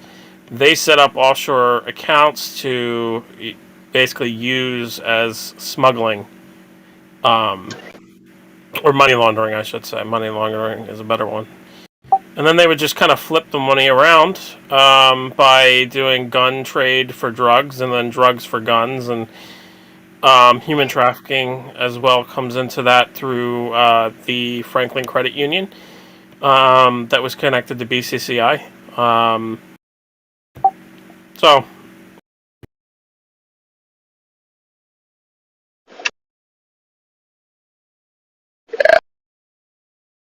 Remember that fall boy they had for the Iran thing, for the Iran-Contra shit, and then when he testified under Congress and he spilled out all the stuff and Oliver North. Yeah, and he had that like deal that he made where even if he said everything, he couldn't be prosecuted on it. Yeah. That's some insane shit. You can basically get away with murder in this country if you really wanted to. Oliver North is who set up Rex 1984 under, I think it was FEMA at the time. under the orders of George H.W. Bush Sr. George H.W. Bush Sr. was the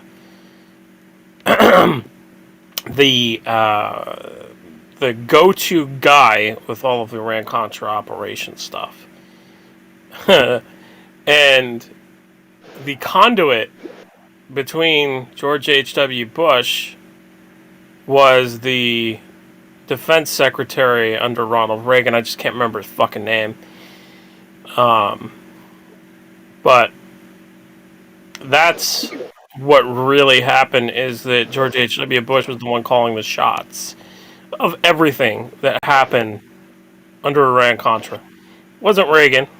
It was George H.W. Bush, who I think it was later, went on to become a CIA director. I believe, yeah, it was later. I'm pretty sure. It was either later or before he was a CIA director.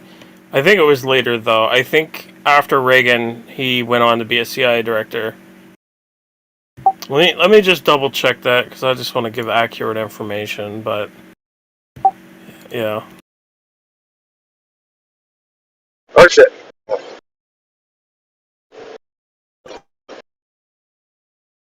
Okay. Yeah, okay, so it was before. It was before. What? George H.W. Bush was the... Your trunk is open. Sorry about that. George H.W. Bush was the director of the CIA from 1976 to 1977. Not even that long, but he was also involved with Operation Zapata, which JFK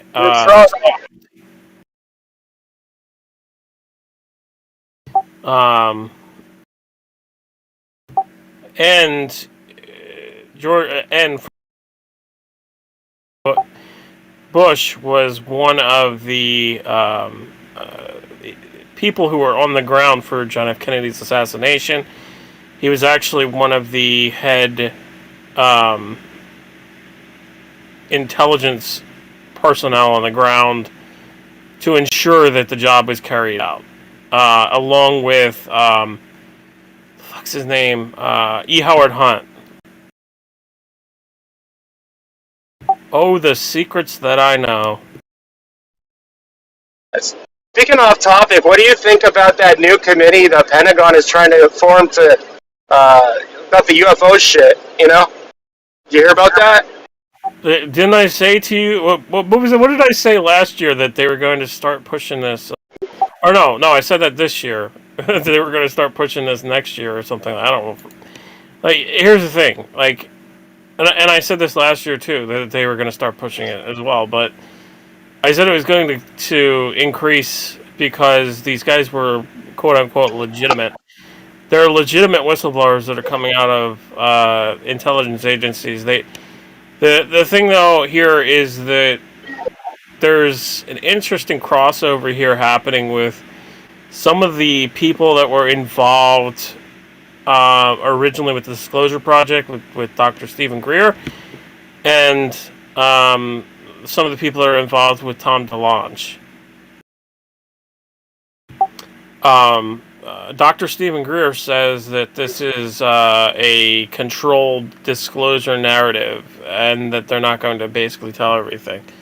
They're just going to give bits and pieces, and it's going to be a very slow release. And I kind of side with that. I mean, here's the thing. If you think that we're alone in the universe, you're a fucking idiot. If you've never studied history and realized that, for lack of a better term, aliens or UFOs were constantly riddled throughout history, then you should probably go and look that up, because it's literally in cave paintings. It's in... Oh yeah, even in the Middle Ages, they had paintings. Middle Ages. Yeah, with the UFOs in the 1600s. Yeah.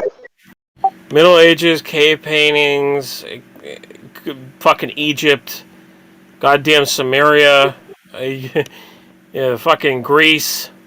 They think Enoch. It's a fairy tale anyway, but the whole Enoch thing is eerily resembles a couple of these sci-fi UFO movies. That's ancient. Yeah, but the Book of Enoch,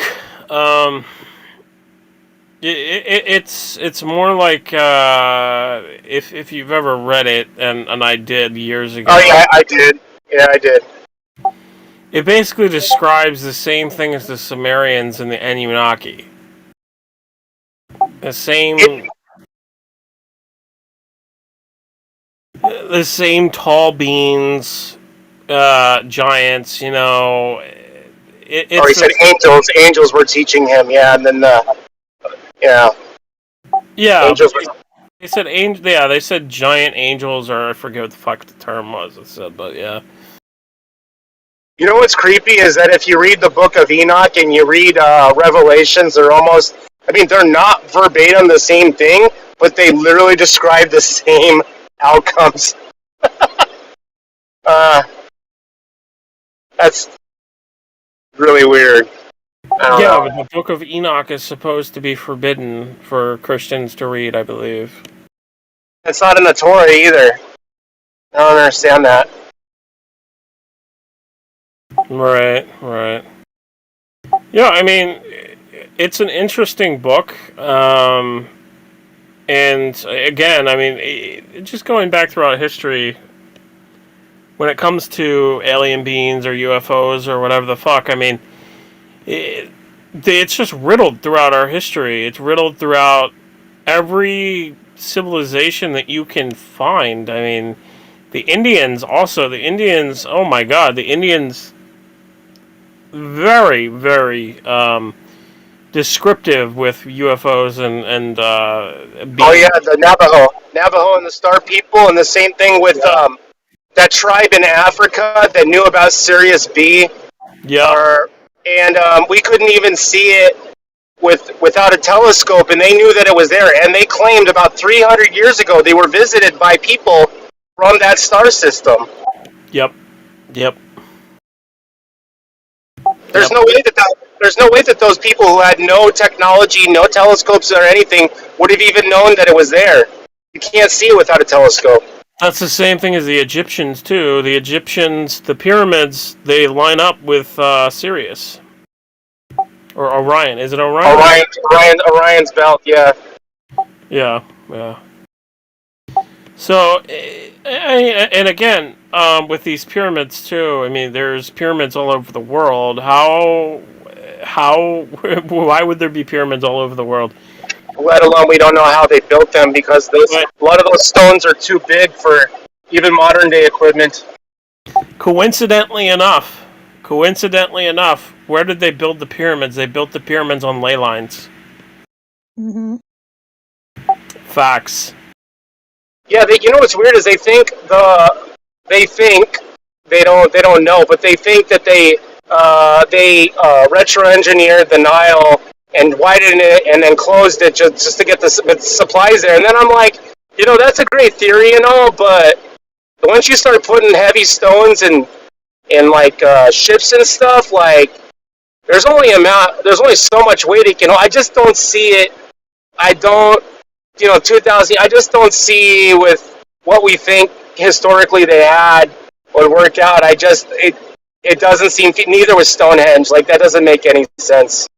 They lift 10,000 pound stones on fucking ships, dragged it inland so many miles. Like that, no. Yeah, well, that's the thing. They try to give excuses for all of this. Do you ever notice that? They try to give excuses for everything.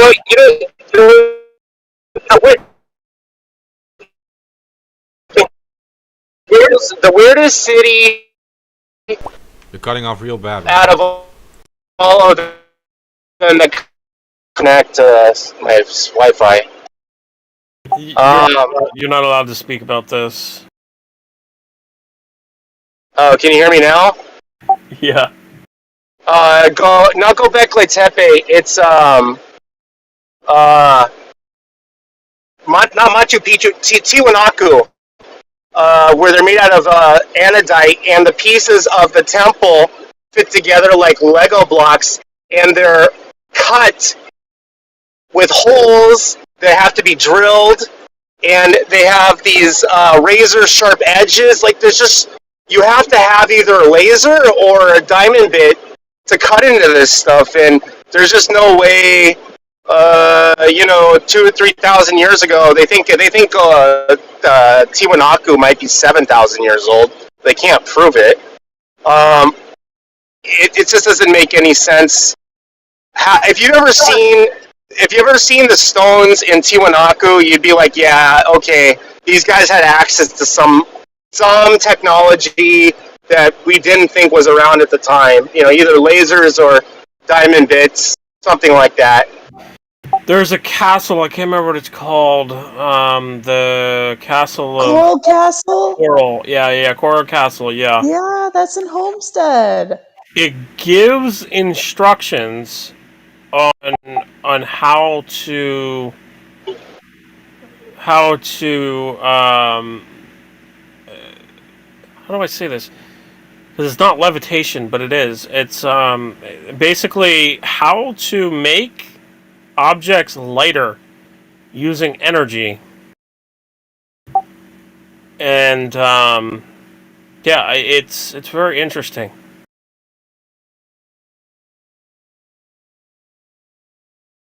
I don't know if you've ever looked at Coral Castle and looked at those instructions there, where it says essentially how to utilize energy to make objects lighter than they are. It's alchemy, and it goes back centuries. Yeah, well, and it was also built by one man. Yeah. But it does have it does, like, Coral Castle does have these it's like a weird puzzle type of thing, where it kind of alludes to alchemy. Now, obviously, I've never tried alchemy, so I don't know if it fucking works. But it's just weird that it's there, and that this guy who built Coral Castle left these instructions. And in my opinion, I think it's more likely that we've lost knowledge on how to make something lighter than in matter. Then they used dragging these large blocks through the mud in the Nile, as they said, and I was just like, that doesn't I don't get the.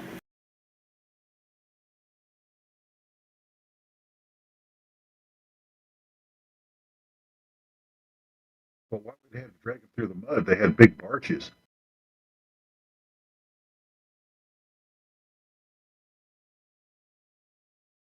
Yeah, I mean, it's interesting because with the pyramids and everything, again, they're all built on ley lines. How the fuck would ancient people know to build pyramids on ley lines? Is that just a fucking coincidence? Every pyramid's built on a fucking ley line? I highly doubt it. They used to lay cities out in Europe along ley lines too. Yeah. That's kind of an old known, however they like divining rod. Yeah, but I mean, it's different for cities, ancient European cities, to be built there, because they had some knowledge, not like the ancient people of fucking Egypt, where they didn't have anything. Well, apparently they did. The other thing about the pyramids is they built them on a big outcropping of stone that could support that kind of weight. Because if they'd have just built it in sand or some other places, that stuff would have sunk a long time ago. So they really knew what they were doing. Yep. Especially the pyramids that were built in the rainforest. They were built very strategically. And at one point, I think it was the Mayans, I believe, they used to live on the actual pyramids, unlike Egypt. But they had like these huge like pyramid cities where like everybody would live, kind of similar to, I guess, a hotel.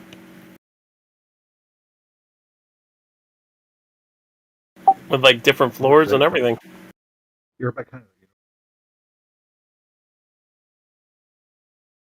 What's up with this cutting off the entire time? Do you guys have that too, or? Okay, I thought it was just me. Who's cutting? A bit. Yeah, Alamo's cutting off now too. It's not just Tyler, it's Alamo too. Damn.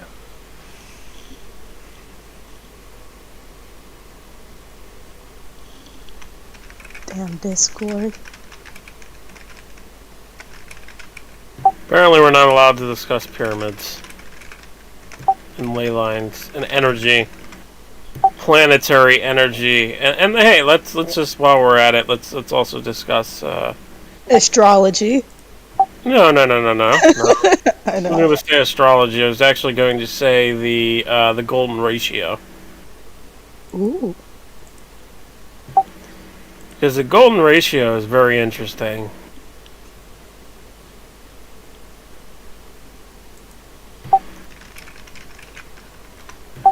Phi Beta Iota.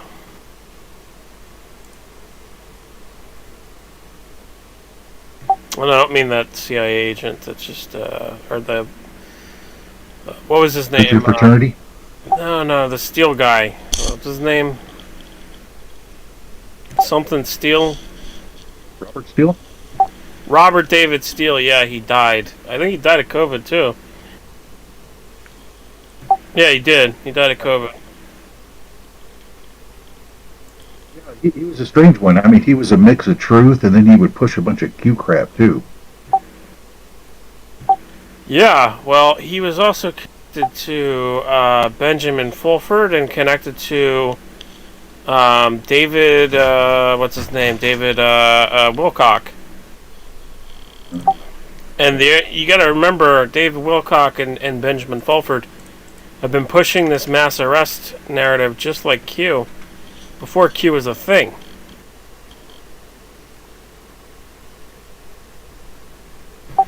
So Wilcock, because he was always he was out there with the star patterns and he pushed Egypt tech and all that. I mean, how did he get into the Q?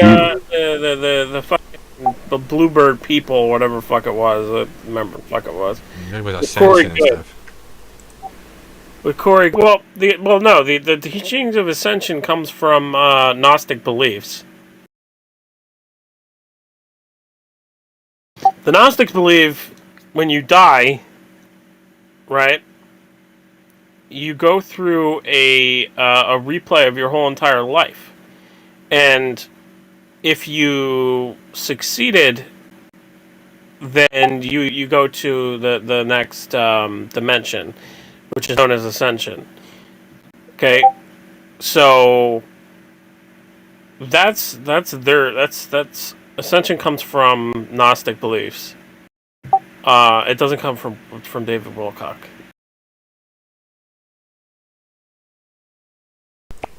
Oh, I get that. But it's just stuff he was talking about. He was writing books about too. Yeah, that's true. That. Yep. Yeah, like I don't know what to think about Benjamin Fulford, but yeah, he said a lot of weird stuff in the past too. Who, Benjamin? Yeah, some stuff he was right about, definitely, but I mean, like, sometimes he takes it really far and stuff with the Chinese dragon families and things. Like, Yeah, I looked into that stuff. I looked into the Black Dragon family and everything, and that's there is really a real group called the Black Dragon family, and they were really involved in World War II.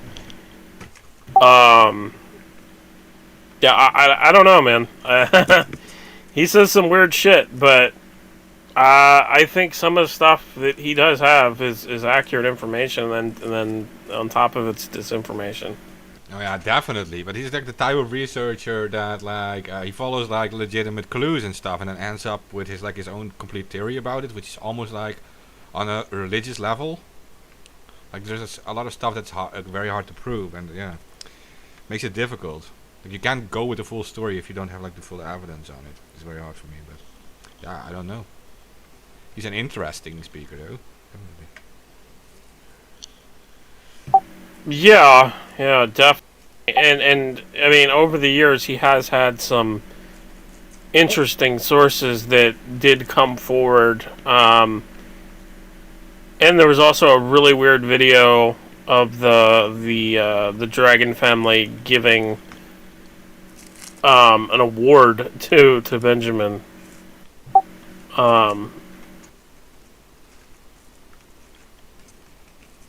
And he does really live in Japan, so yeah. I don't know. I don't know. Just I do know that a lot of the information that they were putting out there is the same shit that was going on with Q. Basically, talking about mass arrests and everything.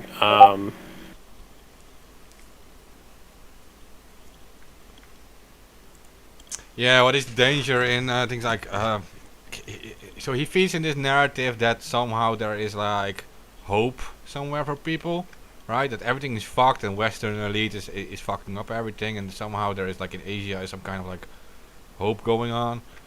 Well, honestly, like the biggest trading partners are still the United States and China, for example. So yeah, like without China, the USA wouldn't be in its position, and the other way around either. So if there was any hope in it, they would have stopped it long ago, I think. But yeah, that's my just personal observation. I don't know.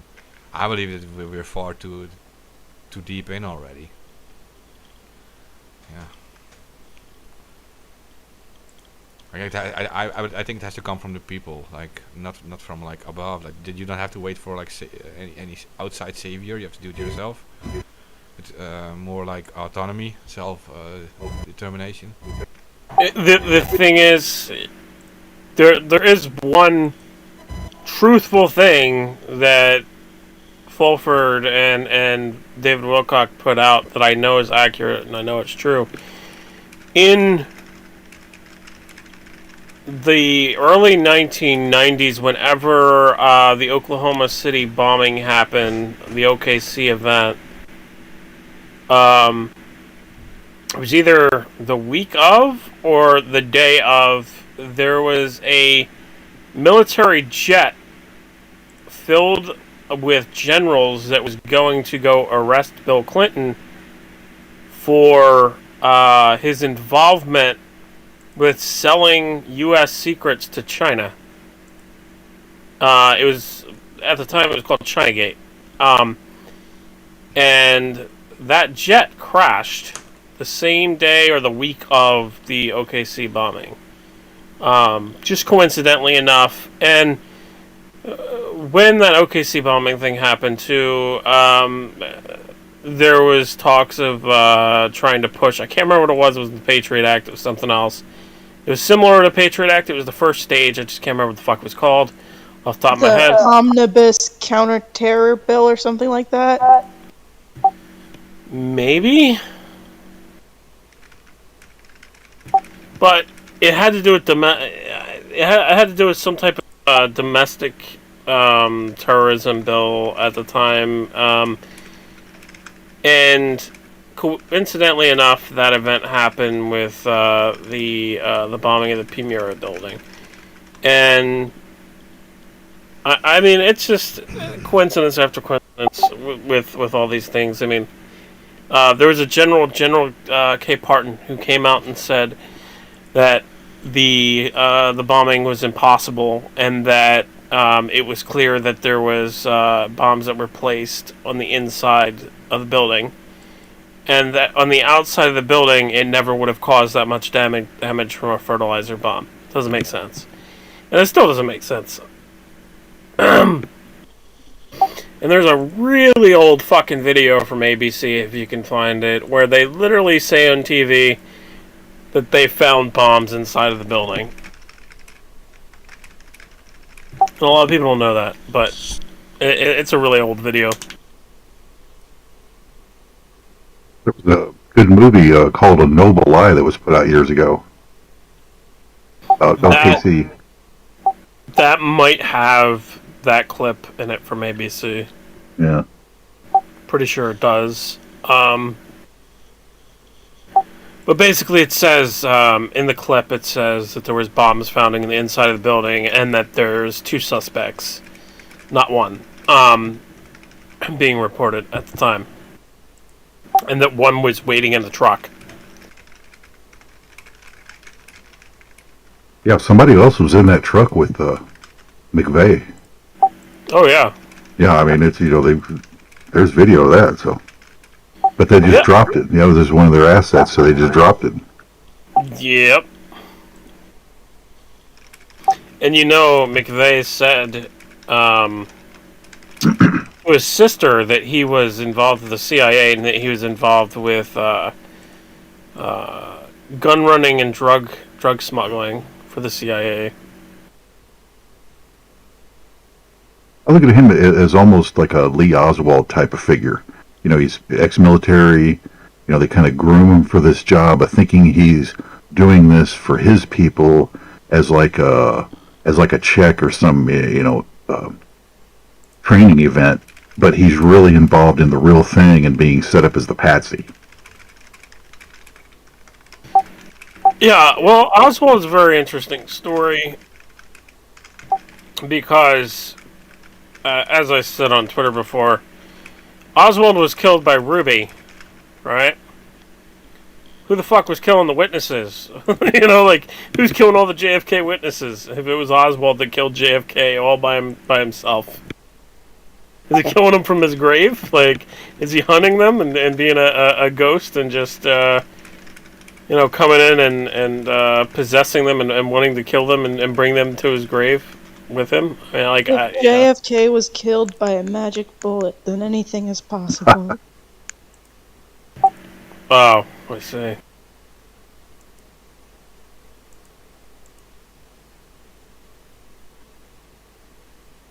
Pretty sure for a long time. I'm pretty sure it's much more likely that a corrupt group within the CIA that was mad at Kennedy for failing the Bay of Pigs operation, which costed a certain man who's no longer here on this earth money, where the operation was previously named after his oil company, Zapata Oil. It was actually, the Bay of Pigs operation was originally called Operation Zapata. Mm-hmm. Oh, Alamo's laughing because he knows I'm telling the truth. Yeah, I know where you're coming from. Yeah. So, our I won't say friend. I don't know. Let's see. The person that's no longer on this earth met with a certain CIA director, and they conspired to kill Kennedy and replace him with, we'll call him Big Bird. It's a big idea. It's a new world order. Oh my god. His name was literally Big Bird. Oh yeah, because he was tall. That's not it, but okay, we'll go with that. I know. But another thing that everybody misses too is that Lee Harvey Oswald met in an airport with a certain agent discussing the quote-unquote big event. Was that before or after he managed to seamlessly travel between the United States and Soviet Union? Seamlessly. Because it was. Yeah, well, no, this is actually in Mexico. Yeah, but timeline-wise. Like, was it before or after the travel? I don't know about that. I just know what I know. In regards to Kennedy's assassination, I just know it was fully planned. There's so much evidence out there. I've put out articles on it, literally detailing it, literally pointing people at the fucking evidence. Literally saying, hey look, this was a sophisticated plot. The article itself is titled JFK's Assassination Conspiracy. It's was not a conspiracy, it's a sophisticated plot or something like that. So, yeah, from what I know, our friend who's no longer on this earth, fuck, I said friend, I didn't mean friend. He's very far from friend. Yeah, you're right, it's very far from friend. God, I fucked that one up right. So, the person who's no longer on this earth met with E. Howard Hunt, who was later involved in the Watergate break-in. It's so fucking obvious, man. Like, oh, God. Back and to the left.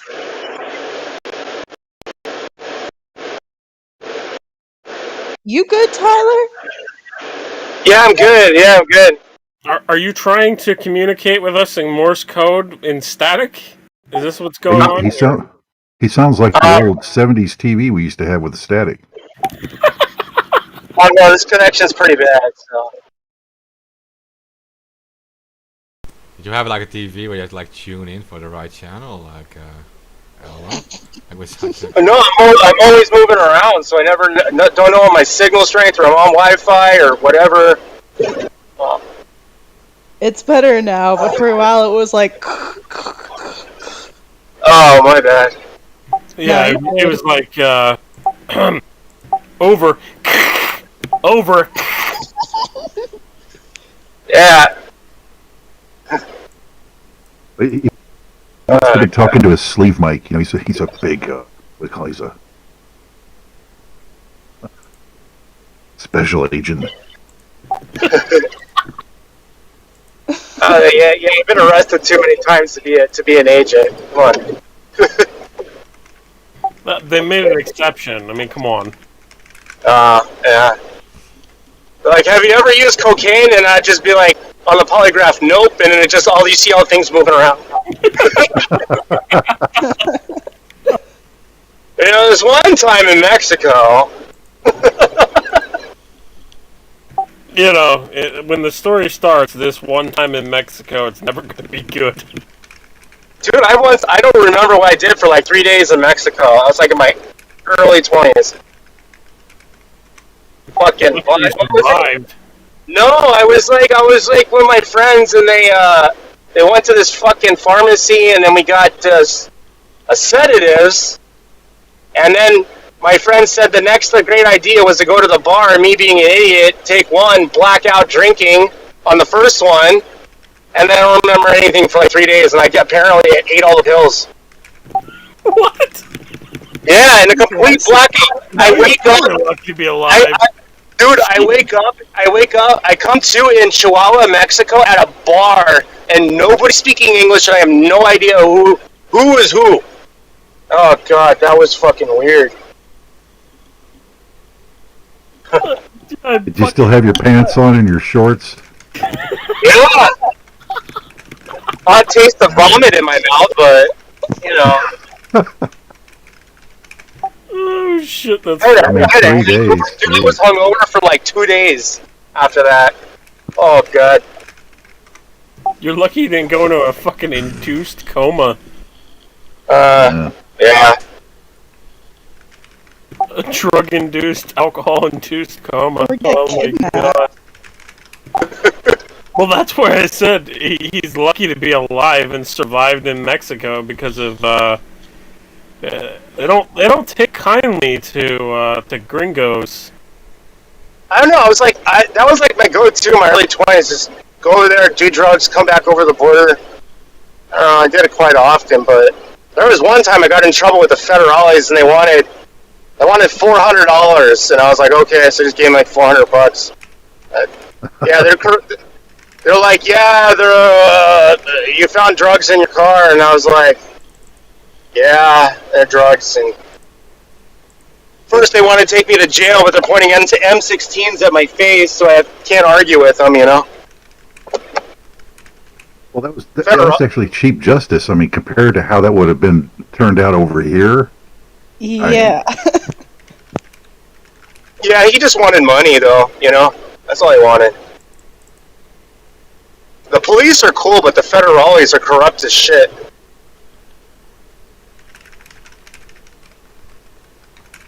The federal police. Oh, man.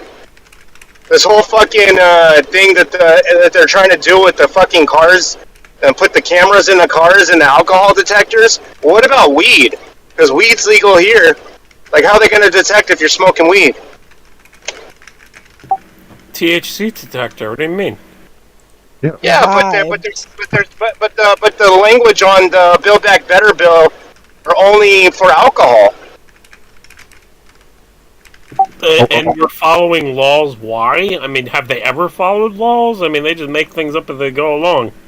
Oh, no, the DOT, it's going to go to the Department of Transportation once it's filled out, but, you know, the fact that, you know, like, I've seen this with bigger vehicles and you know, farm stuff, that, like, when you own the vehicle, it's not yours because of the technology inside of it. That's how cars are going to become. They're just going to become computers on wheels that you don't technically own because of the software in them. Yeah, they have tried it. But, Yeah. I mean, you know, you didn't obviously, I mean, come on, when they wrote that bill, you didn't believe it, did you? I mean, you know how they are. You know that one that Trump signed for the stimulus bill last year? I was able to buy my vape juice in the mail, but because of they had some children's safety bill in there, now you can't get your vape juice mailed even though you tell them you're over 21. So now I can't get vape juice mailed to my house. The Oregon tobacco product. Yep. It's so stupid. But you can still go on Eroid and buy fucking designer fucking drugs. No, not Eroid. It's you know, Dream Market and all that shit. Yeah, Eroid's non-profit. Oh wait, Eroid's the Yeah, research site. Yeah, it's harm reduction model. Yeah. Yeah. I know the owners. Yeah, the owners live up in Northern California. They're friends with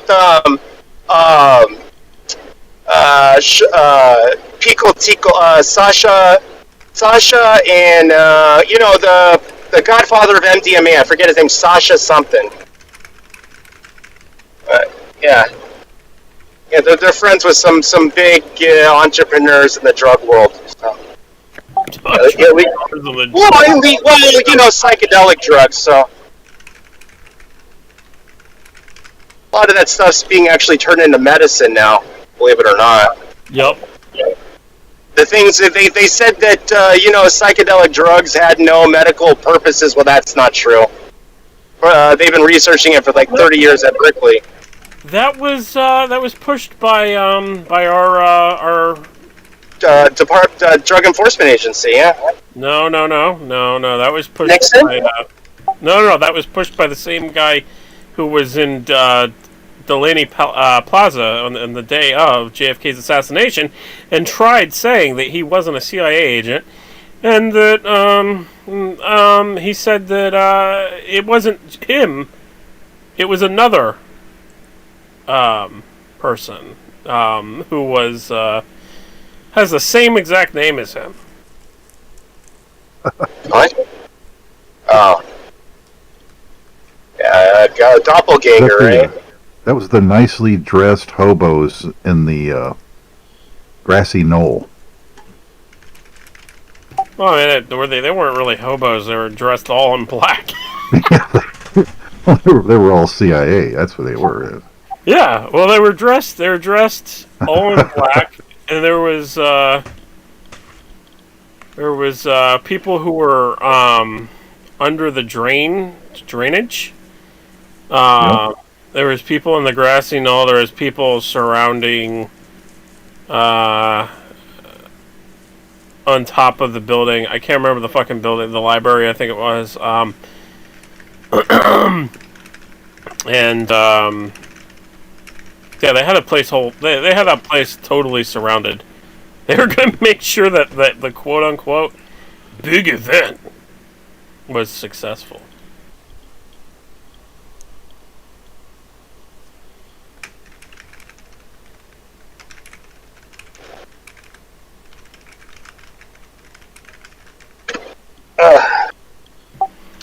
But yeah, so that same guy, he's the one who actually pushed that bullshit about psychedelic drugs not having any type of positive effect, and also pushed that marijuana was harmful and had no good effects.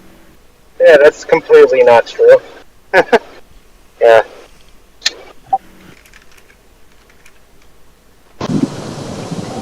Well, I mean, it's been proven too that somebody has Tourette's if you smoke. Your Tourette's are gone. Basically.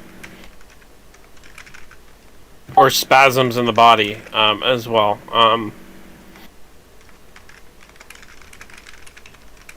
So. Really good for that, so.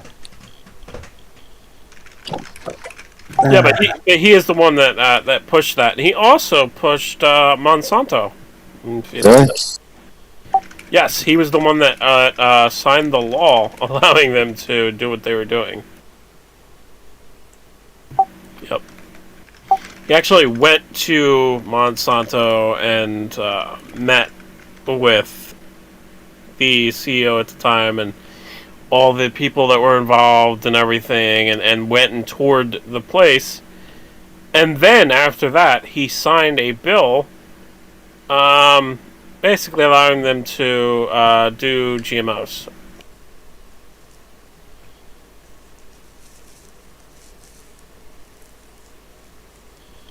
Seems like that one person did a lot of evil, right? Yeah. Involved with Iran-Contra, involved with Promise, involved with allowing Monsanto, involved with the JFK assassination, involved with... Jeez, man. Like, fuck's sakes. Not easy being a big-time criminal like that. Isn't it, though? Well, when you work for the government and you can do all these side jobs to make money for yourself. Yeah, that too. And also, he was also involved with a little club that we like to call Second Mile. And some of that started coming out before he died. And then it just stopped. Wasn't the fall guy for that the speaker? Was it Hastert? No, you're thinking of Jerry Sandusky. You're thinking of Jerry Sandusky and his son. They were the fall guy for that. Okay. They were the ones that organized the deals for... I say deals, but I mean deals, as in quotes.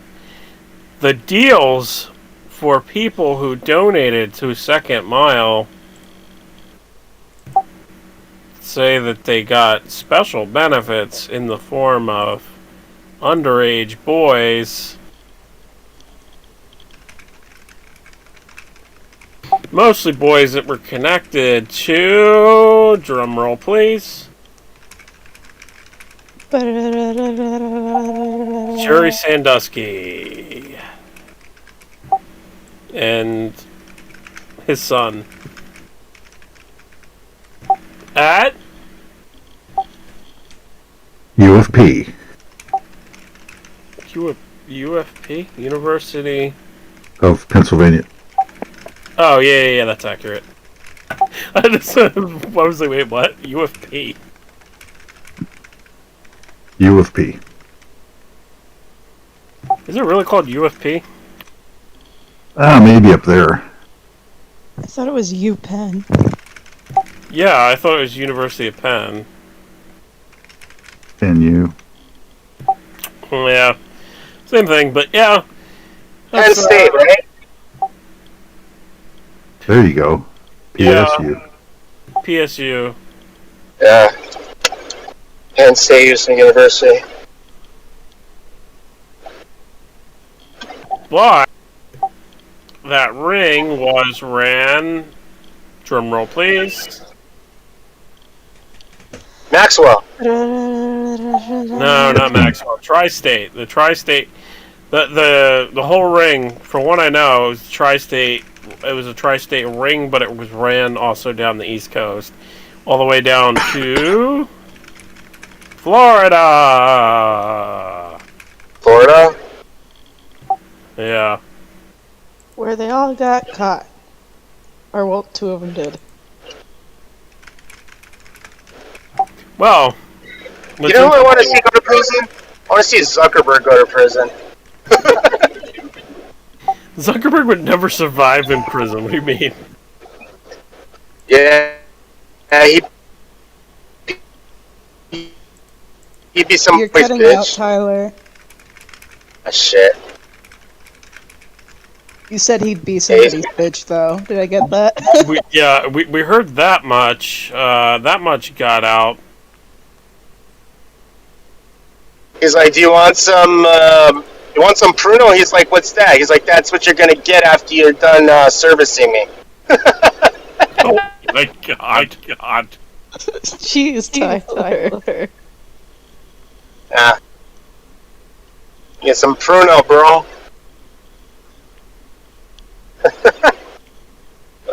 Good.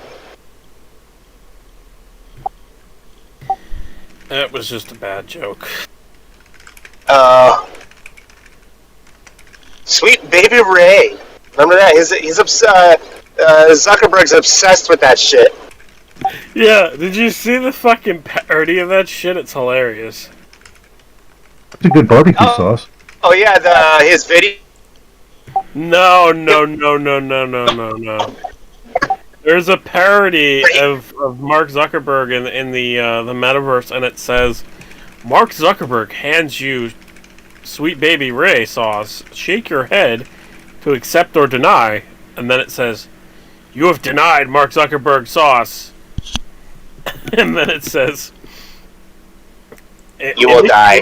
No, yeah, it says initiating headset lock. You are now locked in the metaverse. Dude, that guy freaks me out, dude. He's like, even when he talks, he's kind of like, it's not natural. Anything that he does, even the way he moves his body, it's like he's like an android or something. It's like he's like pure evil. How about that? He looks like Data. I don't know if he's pure evil. I think they put an idiot. They gave an idiot got into power, and this is like the guys we used to make fun of in high school. Hey guys, do you want to play my magic cards? You know. And now he's in power, And he's got billions of dollars. Nobody can say shit when he does anything wrong. No. You have to redo that fucking impression now because that was fucking perfect and hilarious, and it made me crack up laughing. So you're saying he's got a chip on his shoulder from stuff that happened like in grade school, huh? I think so. I mean, that's usually where most of the problems in adult life happen are in your childhood. So, yeah, Freud was right about that. You know, actually, I think Freud.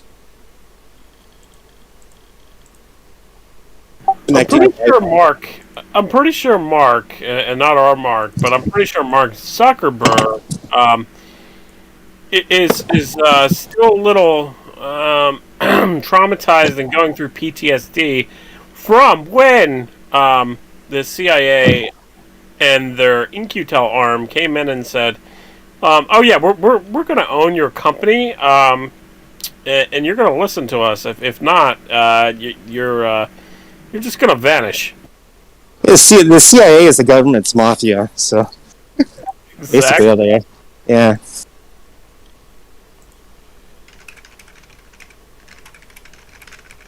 It's the deep state.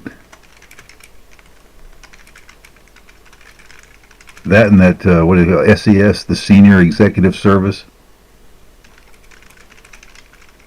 There's other agencies. There's agencies that fucking most people don't even know exist and talk about.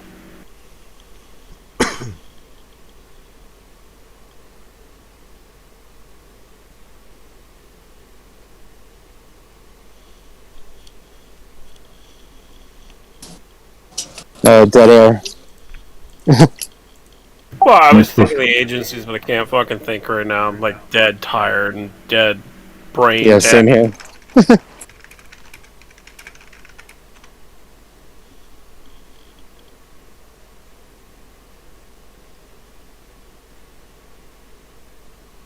Yeah, I'm tired. Brain off. Gotta snort some of that HGH you were talking about, man. I didn't snort it. I took it in a fucking like pill form. Oh, you took it in pill. I was injecting it. Oh yeah. That's fucking different. Oh my god. Always Tyler, 100%. You know. I wasn't injecting it. I was fucking taking it in pill form, and in pill form, it would like, well, because when you take a pill, it dissolves very fast into your system, right? This shit was... No, I was... What? Yeah, I remember, dude, I was taking that and steroids at the same time. I was fucking crazy as fuck. You're lucky you didn't have a heart explosion. Well, Yeah, I mean, I only did it for like 6 months, but then like when I started seeing the cherry angiomas, went to the doctor and he said, you need to knock that shit off or you're gonna fucking die in your 30s. So I was like, okay. That's the end of that. Well, yeah, but so like if you're like predestined, if you are predestined or genetically inclined to have cancer, it can exacerbate it too, and I think that's what happened with the cherry angiomas. That's something you get older. So it can cause a host of problems, but yeah. yeah. They're like, hey, you got cancer. Oh, let's take growth hormone and make it grow faster. Okay.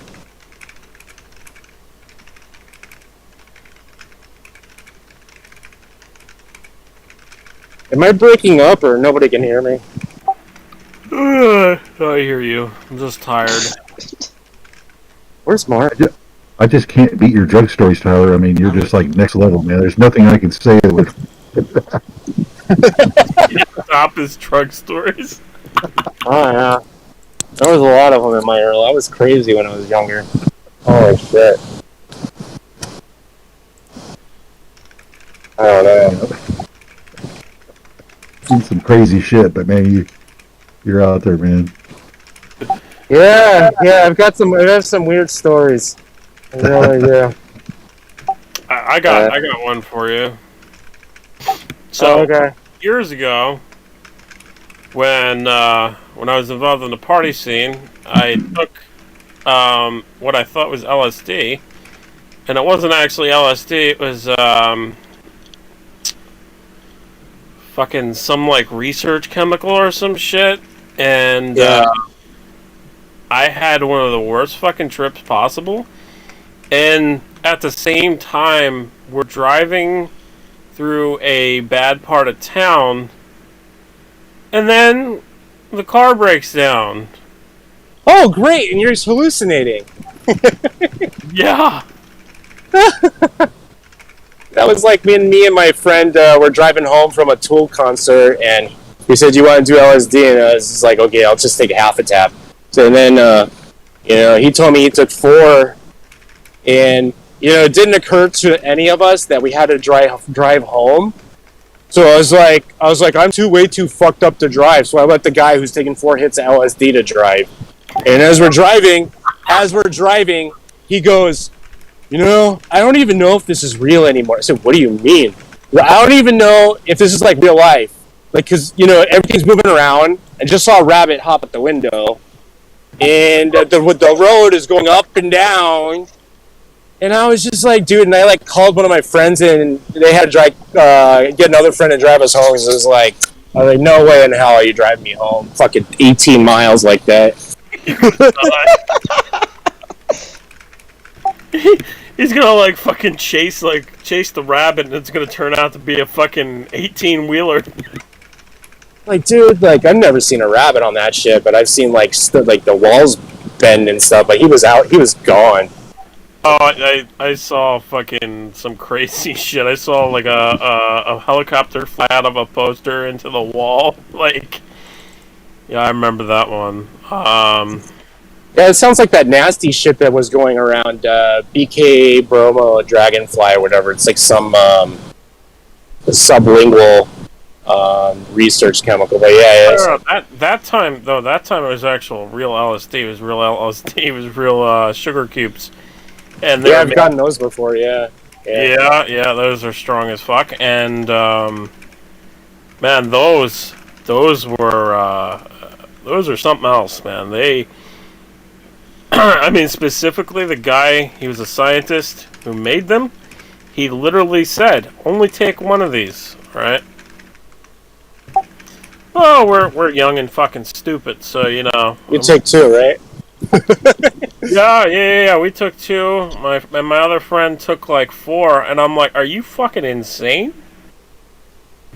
And I mean, he let's just say he was like to the point where he had to take off his shirt because he was like sweating balls. And we're all like, "Dude, are you okay? Are you okay?" He's just like sitting there in the fucking corner, in his own world or some shit. Oh man! And on top of that, I mean, we didn't only take sugar cubes. We also smoked. It's like a mix of weed, hash, and Alvia? No.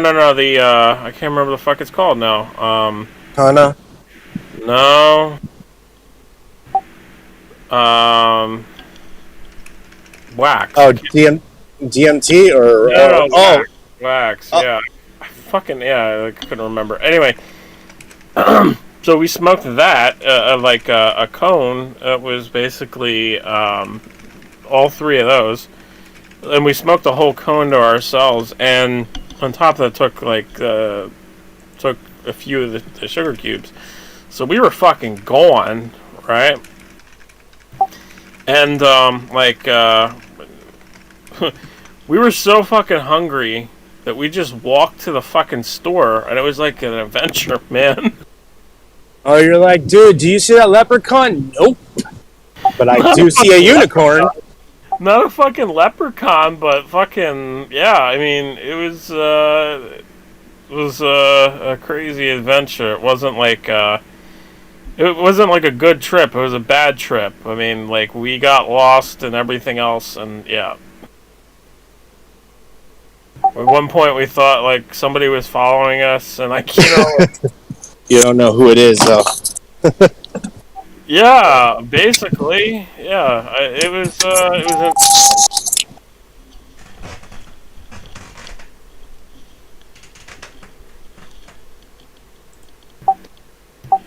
Those old rave days. It only takes 1 or 2 doses of that shit to change your life. LSD. Holy shit.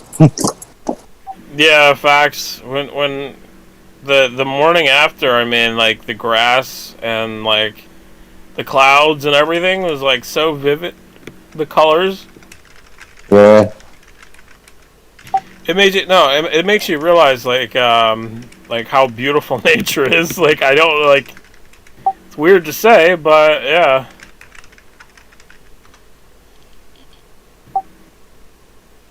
Yeah. Yeah, I have like stories for days on raves and fucking getting lost in the woods on LSD and blah blah blah blah blah.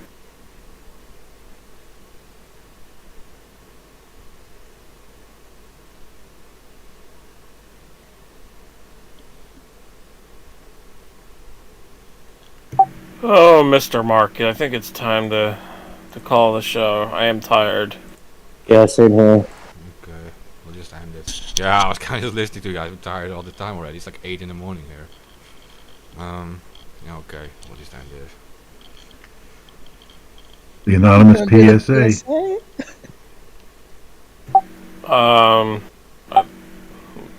Yeah. Elmo? Make sure to spam neuter your politicians and lobbyists and military contractors and bankers and royalty, everyone. Do that. Okay. I believe that we should change it from neuter to castrate. Okay. Well, that's spade neuter. Castrate? Spam neuter, spam castrate, spam neuter. I think spam neuter rolls off the tongue better.